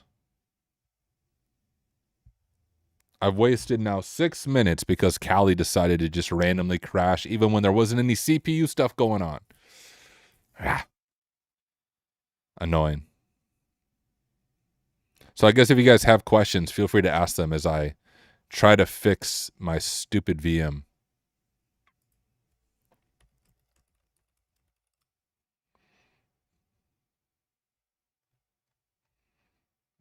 Like this update's in here, right?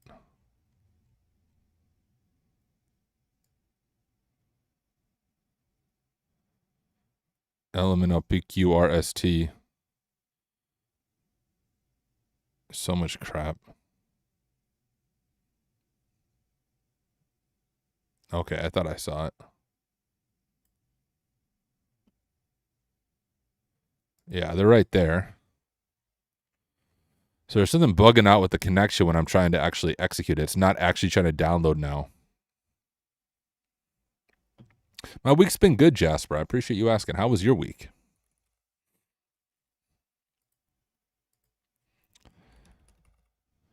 So obviously I could just use RDP, but in a real engagement, you generally don't want to just RDP into machine. So that's why I'm trying to use Sliver instead. But when my VM crashed, something is like cached or bugged. I'm going to try this. I'm going to go to CD users, dir, CD Tyler, CD desktop. And I'm going to try to download it here just for testing, and then I'll give up on getting this to work. Do I have the web server open anywhere? That's why I need to name my tabs, guys. Otherwise, my brain breaks. I know cool people use like Tmux and stuff, but I'm not as cool as them.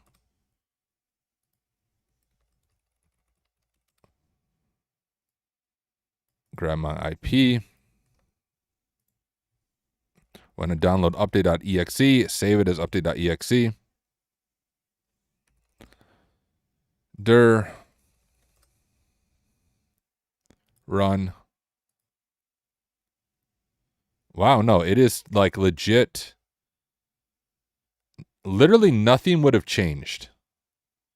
So when my VM broke mid-connection to the SQL server, it's like Sliver fried out. Why is RDP considered non-OPSEC in comparison to using Sliver for the connection, if you don't mind me asking? Because RDP connections are like limited. It's easy to tell from the blue team perspective or just from a user perspective if someone RDP'd into a server that other people use, especially from an account that wouldn't normally RDP into it. Like I RDP'd from my Backdoor Tyler account. That would send off alarms in a SOC. But for our purposes here, we're just going to do it. Since this doesn't feel like working. I don't really understand what it's doing. So shell, download, execute, get content.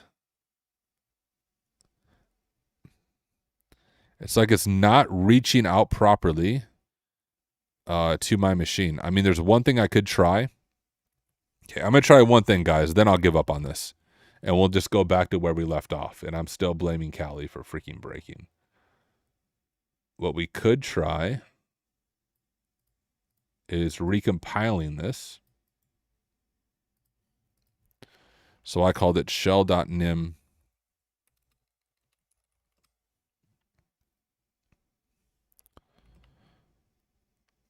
All right, screw it. We're going to call it shell.exe. That's totally not OPSEC safe, but really just for testing.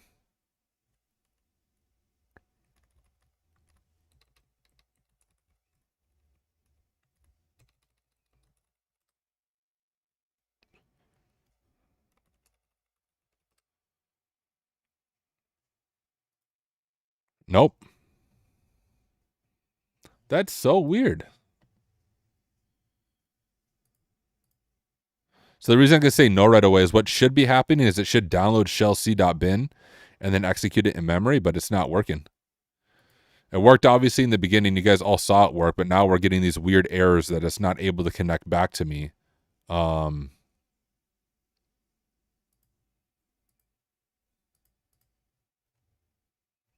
That's how I did it, did I not? I set up the shell code. I set up a listener on port 443. Oh, well. It's whatever. We'll just use our backdoor RDP session.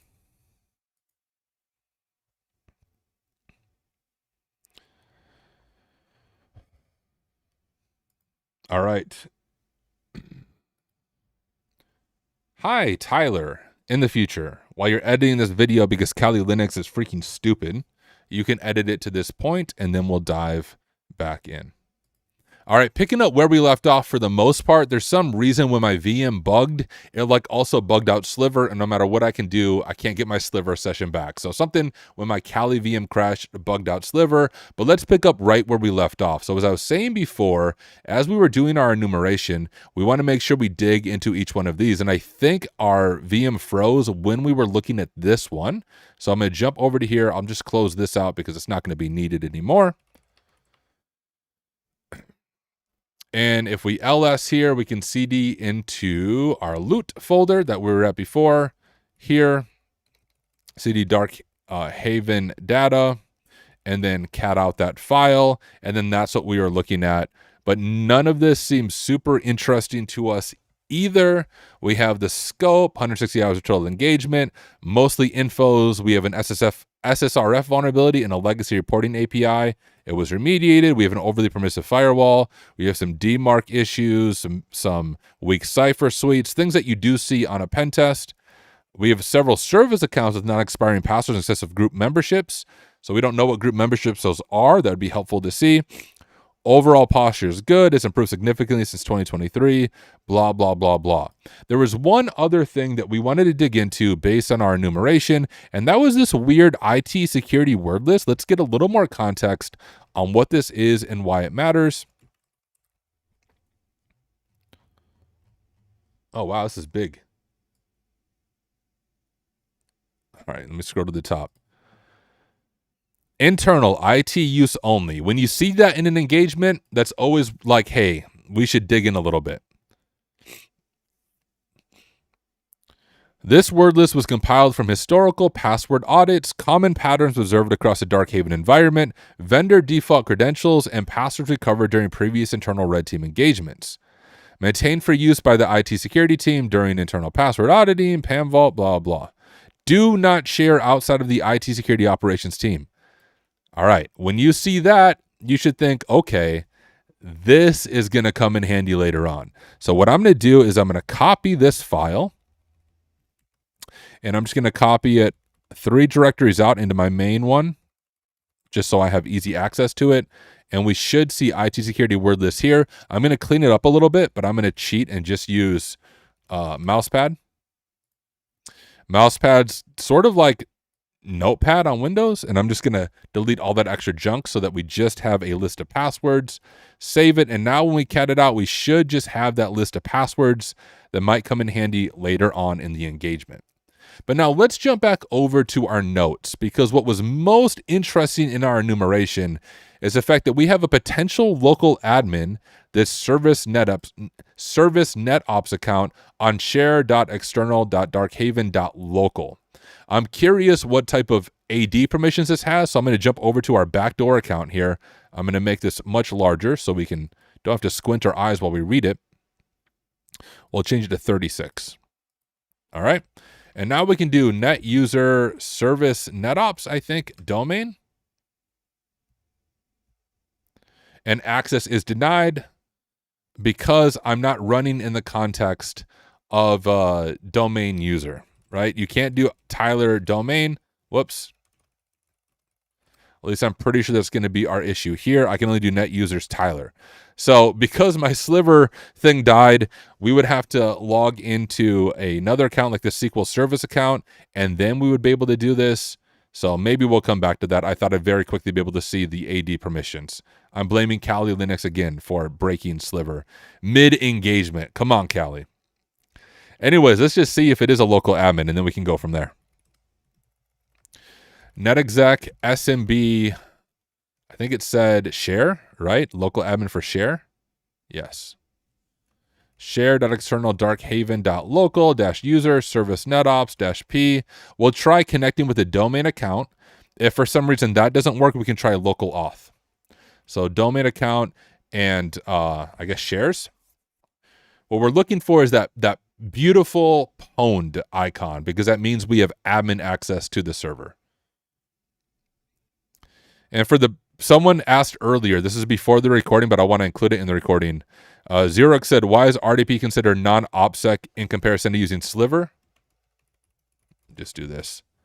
And Overgrown Carrot, Ryan, who made DarkHaven and is a red teamer, says Sliver is using a beacon and sending everything over that beacon, so you do not see the actual process. RDP, not so much, and creates more logs. So that's what we were trying to use Sliver, but because Kali crashed, it also broke Sliver for me. All right, so we're getting status logon failure. And that is us. This is why it's so important that when you're doing this, you test it both domain credentials and then also local auth. Because maybe the service netops account is not a domain account, or maybe it only has local admin on share. We even see it specifies local admin. So what happens if we try local auth? You know what, I'm gonna do SMB timeout 30 again, just so we don't get the timeout issues. We'll give it a moment.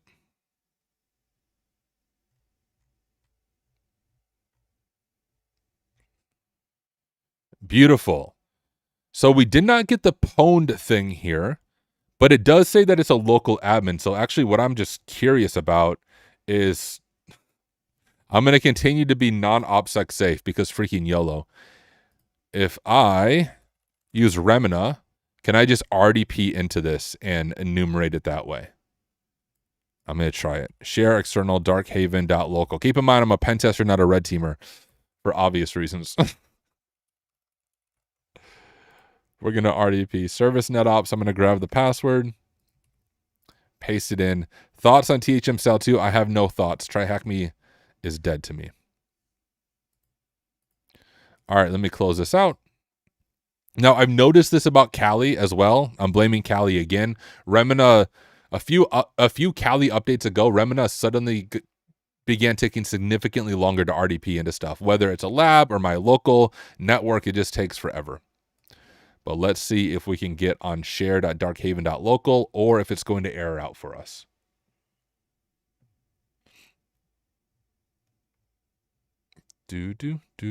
Hey, we got something.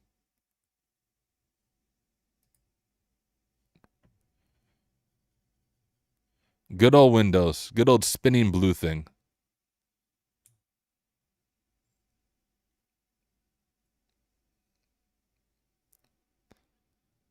Cool. We do have RDP access. I wonder if we truly have local admin. If we do, then we have finally compromised a second machine. So at this point of time, if we have local admin, we have fully compromised sql.external.darkhaven.local, and we may have just compromised share.external.darkhaven.local.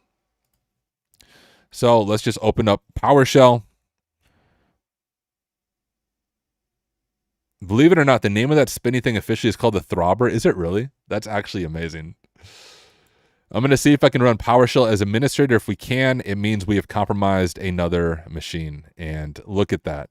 Would you just look at it? We have, ladies and gentlemen, officially compromised our second machine on the DarkHaven range. Let me make this much larger for you guys. And let's go ahead and get credit for it. So we'll CD over to users, CD to administrator, CD to desktop. We'll do dir, and then type out root.txt. And there you go. If you are following along, you want to throw the flags in there, that is our second flag for share.external.darkhaven.local. Our first flag was for SQL.external.darkhaven.local. So we have fully compromised 2 machines in the DarkHaven network, and we have RDP to both of these right here, SQL external and share.external.darkhaven.local. And I think that's a very good natural stopping point once again for the end of part 7, because we just compromised a second server, and now I want to give you the task of doing some digging, doing some post-exploitation, seeing what you're able to find out as you dig into this server. So give it a shot on your own if you get stuck or even if you complete it. Either way, join me in the next video, and we will continue working through DarkHaven together. Boom. Now I just need to add a note on this that I need to edit that one. I need to edit out that dead space from when the VM crashed. So I'm going to go over to videos, publish, but I need to add a note here, DarkHaven part 7, and I'm going to add in the beginning, need to edit. There we go. What is my phone dinging me for? Just live stream. What is the difference between red teaming and pen testing? So I've answered this question a few different times, but I will answer it because we were just talking about it. I am not a red teamer. I am a pen tester. Ryan, aka Overgrown Carrot, is a red teamer. The primary difference is when you're on a pen test engagement, the very much time limited, so you might only have 5 days or 10 days to dig into a web app or an internal network. And the goal of a pen test is to find as many vulnerabilities as you are able to find so you can provide a report to the client when you're done. In a pen test, you don't have to focus on stealth. Remember, they just want you to find as many things as you can possibly find. So during a pen test, generally speaking, you don't have to worry about EDR evasion or AV evasion or being quiet. The blue team knows you are there. You actually usually send them a message at the beginning of each day saying, hey, I'm signing on. Here's the list of things I'm trying to do today. So if you see me in the logs, this is why you see me. A red team engagement, on the other hand, is when you seek to emulate an APT or an advanced persistent threat and nation-state actor. Red team engagements are much longer. They could be 3 months, 6 months, even a year long, and the scope is much more open-ended. Let's imagine for a moment you're doing a red team engagement for a bank. They're not going to tell you, hey, find all the vulnerabilities possible. They're going to say, hey, we want you to try to do a fraudulent transaction or wire transfer charge. How you get there is more open. So a red team engagement will have a mix of on-site social engineering, phishing emails, web app pen testing, APIs, cloud stuff, network, like whatever you can to get in and then dig into it. On a red team engagement, for example, once you get domain admin, that's not the end, because you then have to use those privileges to move towards goal execution. So I run a pen testing firm called Kairos, but I'm very clear that we only do pen testing. We don't offer red teaming. Mainly because I'm one person. It's hard to do a red team as one person, but also I don't have extensive experience as a red team operator. I did a little bit of red teaming at my previous firm, but not enough that I'd be comfortable offering it myself. So we do pen testing. We do not do red teaming. Ryan, on the other hand, when you see his comments over in chat, he is a red team operator. So when you have questions about OPSEC or evasion, he is much more experienced and knowledgeable about those things than I am. I'm good at pen testing and explaining how to find those different vulnerabilities and how to communicate to clients. I am not great or skilled at doing like crazy evasion and obfuscation. I hope you find that definition helpful, not your mentor. TLDR, red teaming is an advanced version of pen testing. Okay. Hey guys, before we continue, I've been live streaming for 2 hours. Let's go ahead and just take a 5-minute break, and then we'll dive back into the hacking. Give me just a moment. I should have just like kicked myself out of this range. I entered all the flags before when I QA'd it. So otherwise I would enter the flags right alongside of you guys. But let's go ahead and take a 5-minute break, and then we will dive back into things. Hey, enjoy dinner, Fairy. Good to see you. Let me grab some music for you guys. We'll listen to some NF during the 5-minute break. He's one of the few artists who doesn't take down my stream if I play his music. There you go, NF playlist. And we'll get some NF on, and I will take 5 minutes. Is hacking content monetizable on YouTube? It is monetizable. I don't monetize most of my content, though, because unless you have like millions of subscribers, you're not going to make much from YouTube. Even like I have 50,000 subscribers. If I monetize my content like fully, I would maybe make like $200 a month. And annoying people with ads is not worth the $200 a month. Even now, I think YouTube still throws ads at times. But like I don't monetize my live streams or anything on purpose, because when I'm watching a live stream and it's interrupted midstream with an ad, it annoys me. All right, let's go ahead, take a 5-minute break, guys. I'll be back in 5 minutes. Stand up, do some jumping jacks. I'm going to go fill up my water, maybe eat a snack real fast, and then I'll be back in 5 minutes.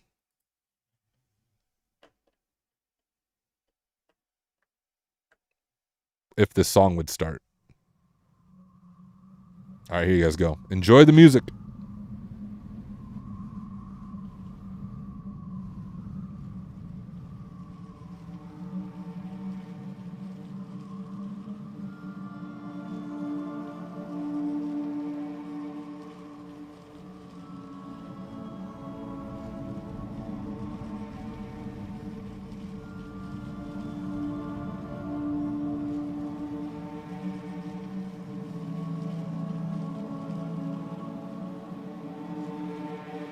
Hey Nate, how's life? I don't know, it's alright. I've been dealing with some things like every human being and really didn't sleep much last night. I'm sorry, that's fine. I just think I need a little me time. I just think I need a little free time. Little break from the shows and the bus rides. Yeah, last year I had a breakdown. Thoughts telling me I'm lost, getting too loud. Had to see a therapist and I found out something funny's going on up in my house. Yeah, started thinking maybe I should move out. You know, pack my car, take a new route. Clean up my yard, get the noose out. Hang up my heart, let it air out. I've been searching, what does that mean, Nate? I've been learning, grabbing my keepsakes, leaving my burdens. Well, I brought a few with me, I'm not perfect. Looking at the view like this concerns me. Picking up the cues right, I'm quite nervous. Hate it when I lose sight, life gets blurry and things might hurt me. It's probably gonna be a long journey, but it's worth it though. Cold world out there, kids, grab your coats. Been a minute, I know, now I'm back to Rome. Looking for the antidote to crack the code. Pretty vivid, I admit it, I'm in classic mode. Don't need pity given to me, but I can't condone. Talking down to me, I'ma have to crack your nose for cracking jokes. I'm looking for the map, the hope, you see that? Been making a whole lot of changes. Wrote a song about that, you should play it. I get scared when I walk on these stages. I look at the crowd and see so many faces. Yeah, that's when I start to get anxious. That's when my thoughts can be dangerous.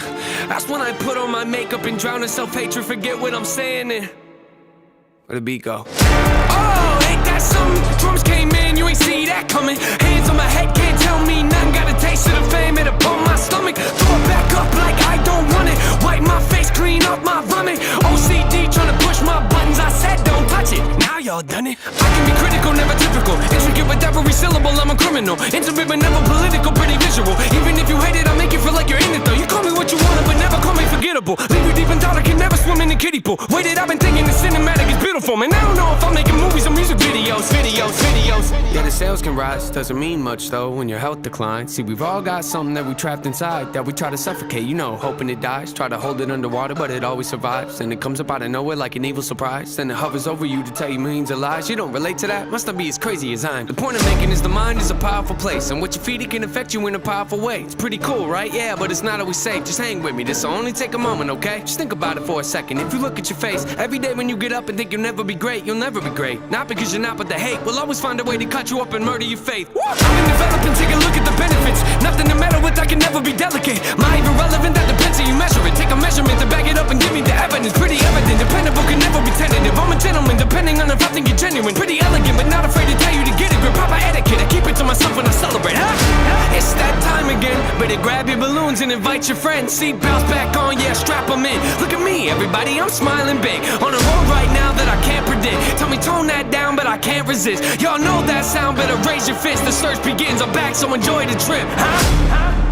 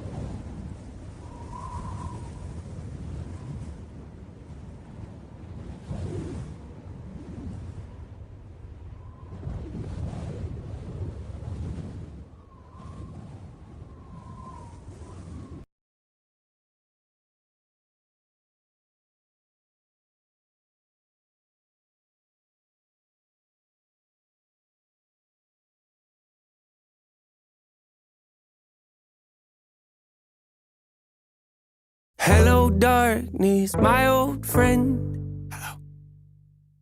Knocking at my door again, begging me to come outside, let you back into my life. Now, usually I'd be strong enough to lock the doors and keep them shut, but not today, I'm desperate. So go ahead and come on in. So go ahead and come on in. So go ahead and come on in. OCD is worse than ever, hands are bleeding, maybe I should take the pills down. Know what's going on with me, some days I actually think I might be schizo. Frantic, probably not, but even writing this is making me begin to spiral, oh God. Made a promise to myself I wouldn't let the fear back in, but then I did though. Told the world that I was sick of running, then went back to running, what a joke. Disappointing, yeah, me. The 5-minute countdown was over. Sorry, guys. How long? How long has it been over? I was eating some muffins upstairs. Hopefully it wasn't too long. I like these mini muffins, so I filled up my water, and I was hungry. So I'm going to try to stream like through lunch till my kids are out of school. And I came down here and the screen was black. And I actually had an email I was just looking at. Give me just a moment. I want to check this out.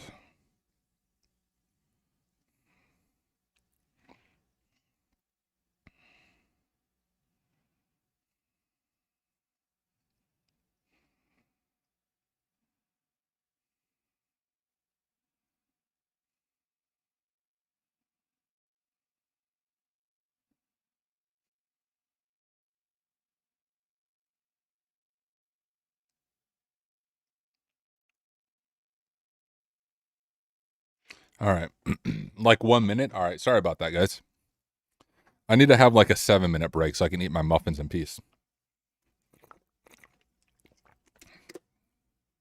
At least he had music to listen to, though.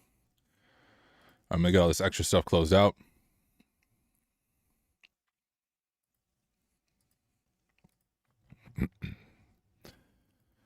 All right. Let's make sure we still have access to everything.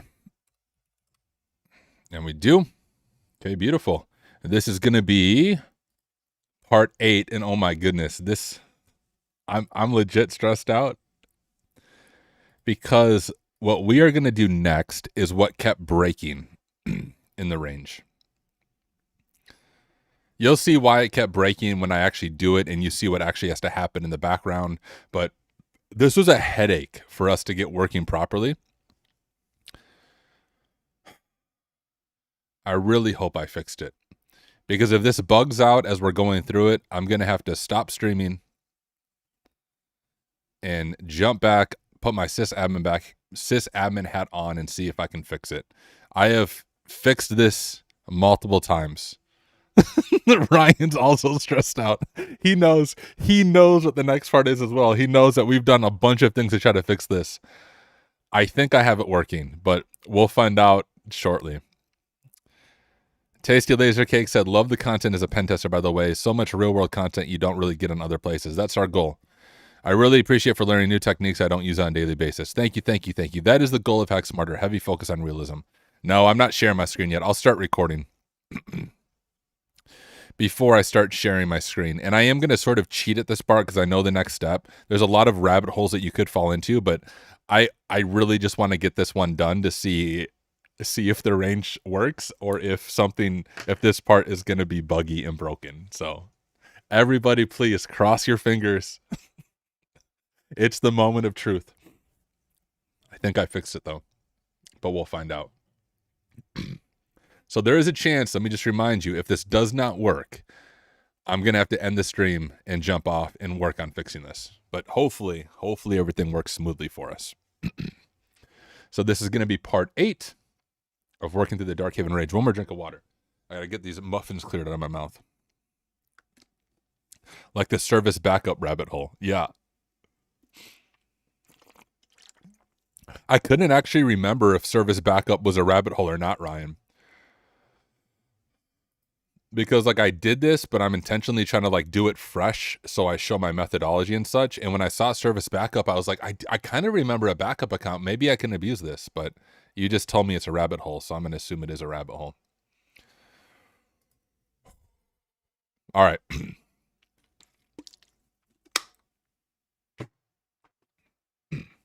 Here goes nothing. Part 8.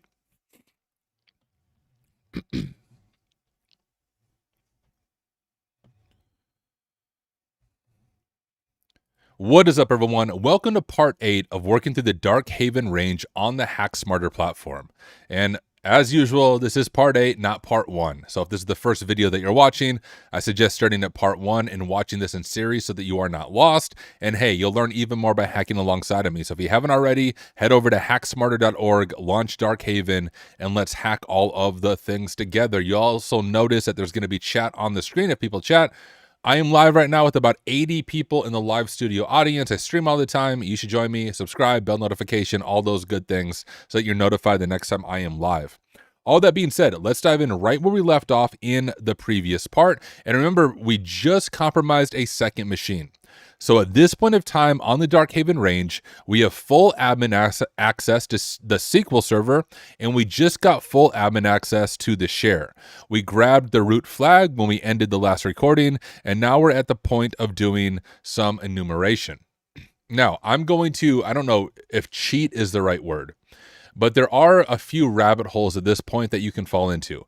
And I shared with you in the beginning, I am not solving this in real time like I usually do on stream. I helped QA this lab, and I've been helping actually patch and fix things and do things of that nature. So I do know the solution for the most part to most of the range. So at this point of time, as you do your enumeration, there's rabbit holes you can fall into. When I did QA, and I was doing QA blind, I went back into the SMB share. I was trying to enumerate the SMB share. I was trying to do all types of password spraying from there. And then I ended up getting slightly stuck at this part because I fell into those different rabbit holes. So if you do not want to know what the next step is and the reasoning behind it, you can go ahead and pause this video, because I'm not going to show you all the rabbit holes I fell into during QA. We're just going to dive in and show you the next step.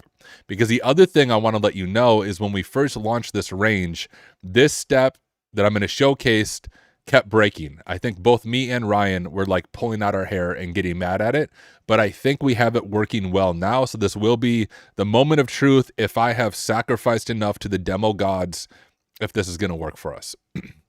But before I show you how to do it, I want to give you a little bit of context. This is why paying attention to small details in a real pen test or in a range like this is going to pay off. In the beginning of our engagement, when we first gained access to this machine, I'm going to jump all the way back to our initial access to the domain. And note that when we are doing our initial access, go online. I am stupid freaking notion. I am online, but I'm glad at least this image is loading. Apparently I'm not on the internet, guys, as you can tell. This image loaded it, and this is the one that's important. But when we are looking at the chatbot, remember we saw this message over and over again. This departmental file share has been renamed. The share is no longer share DarkHaven Technologies Inc. Please update your map drives and save shortcuts to point to the new path, share DarkHaven data. Well, here's the thing. If we have a user trying to access the share by the wrong name, we can poison that request. We can be like, hey, we're that share. Like we're DarkHaven Technologies Inc. And if a user tries to access that share and we pretend like we're that share, we might be able to steal their hash and then be able to crack their hash. And that's actually what we need to do to advance through this range. Now, I will say, though, if this doesn't work, there is an alternative way to solve this. And this is what I like about the range.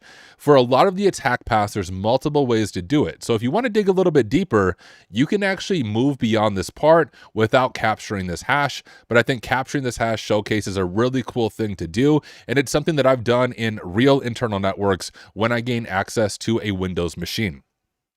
So if you are used to Linux, you know that in Linux, we have a tool called Responder. And Responder will do this poisoning and it will pretend like it's an SMB server and all of that good stuff.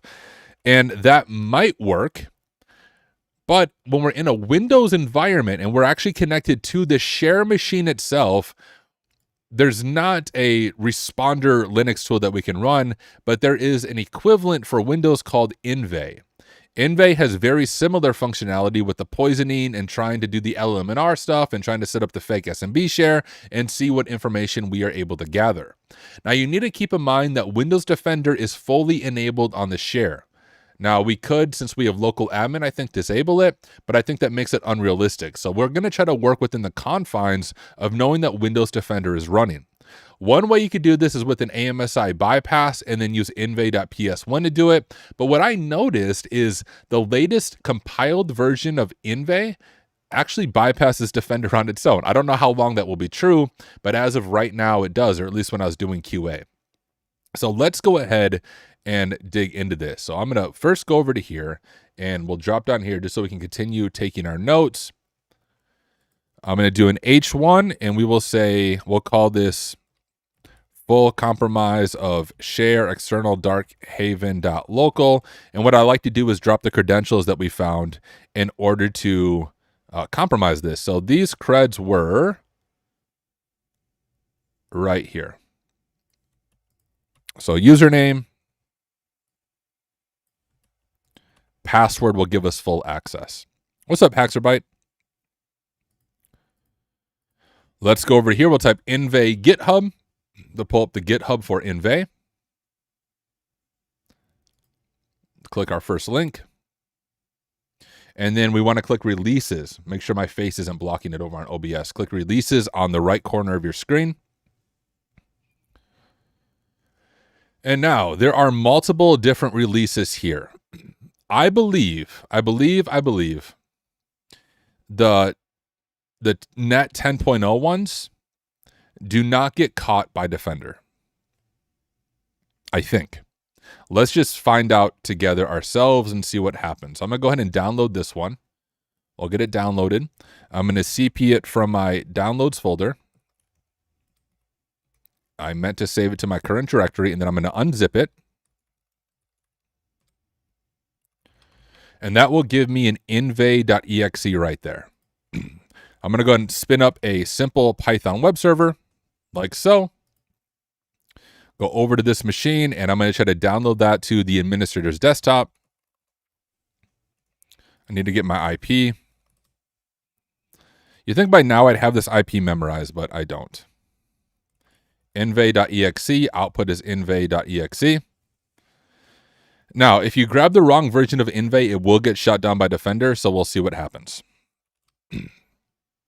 All right, now that nothing's freaking out, so hopefully we are good. And we have env.exe on the Windows machine to hopefully spin up and poison and do things of that nature. So, to run env, you can just run it. Now, you can specify options, but you shouldn't have to. The default options when we run env should, and if you're used to Responder, it should look very similar to Responder as we spin up all of these things to try to relay, spoof, blah, blah, blah, blah. Now, here is going to be the moment of truth. And this is the part that I am nervous at because this is the part that we kept having weird issues at during QA.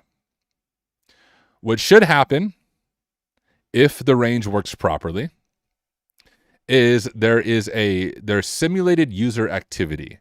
And if you've ever made a lab or a range, especially a multi-machine range with simulated user activity, you know that simulated users can sometimes bug out based on how the script is set up.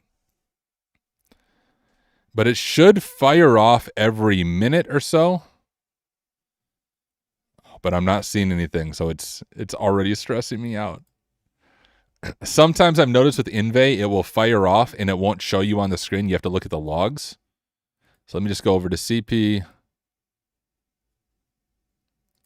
users, administrator, continue, desktop. We have an env log. Oh, so we have some negotiation requests coming from 10.10.10.135, which, if we look over at our range, oh, that's just share, 10.10.10.135. That's what we're on, so that's not going to mean much to us.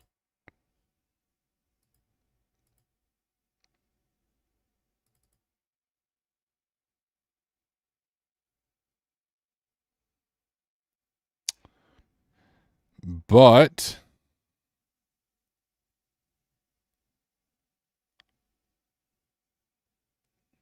nothing else that seems interesting, which is bad news. This is an issue that we've been battling over and over and over and over and over and over again. And even when I push to fix, like, it's confusing because when I push a fix, everything seems to be working fine. And then it just like, I don't know if it times out or what the issue is. So the bad news for us, here we have all this. I'm just going to try it one more time, but I don't think it's working. I am going to have to sign off stream, guys, and go back to probably spending my day troubleshooting and trying to fix this. Unfortunately.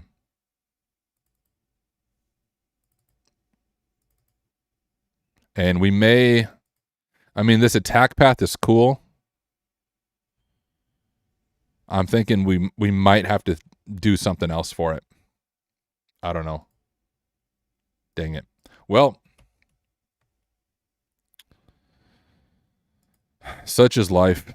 You guys, honestly, if you guys want to see me, I mean, you can watch. Here, I'll troubleshoot it while I stream. Screw it. It's going to be some spoilers here, so if you don't want a spoiler, stop watching. I want to see what might be going on here. So I'm going to see if I can troubleshoot it while I'm streaming. And you guys can watch me troubleshoot in real time. So basically how it should be working, I'm going to tell you guys once again, spoiler alert. It's going to be spoilers. How it should be working is there's a simulated user on the web server that should be reaching out to the share and attempting to connect to the wrong share. When I fixed it before, everything seems to be working. And that's what's so hard to fix this, is it seems to be working perfectly. And then I really don't know what happens. Like, I don't know why it goes from working to bugging out. I need to get creds for this pulled up.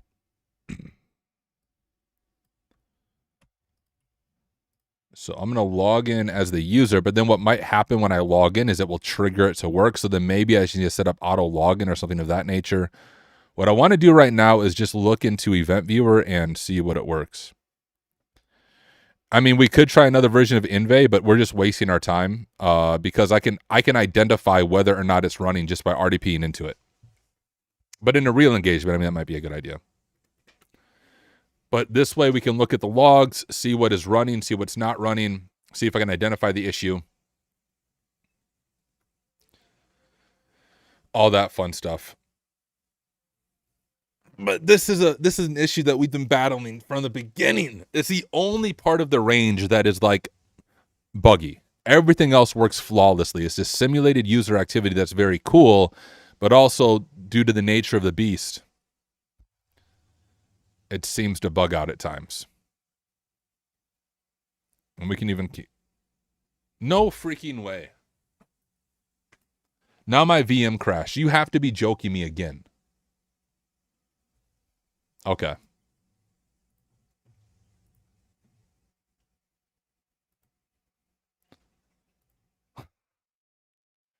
Like, you can't make this up at this point.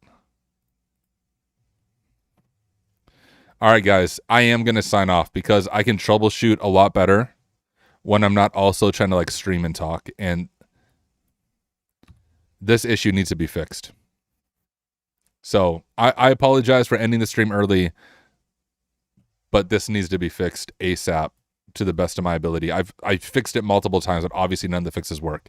Either we need to fix it or figure out a different attack path within the next few hours. So I'm going to dig into this. I'm going to lock in, as the kids say, but I'm not going to live stream while I do it. So peace.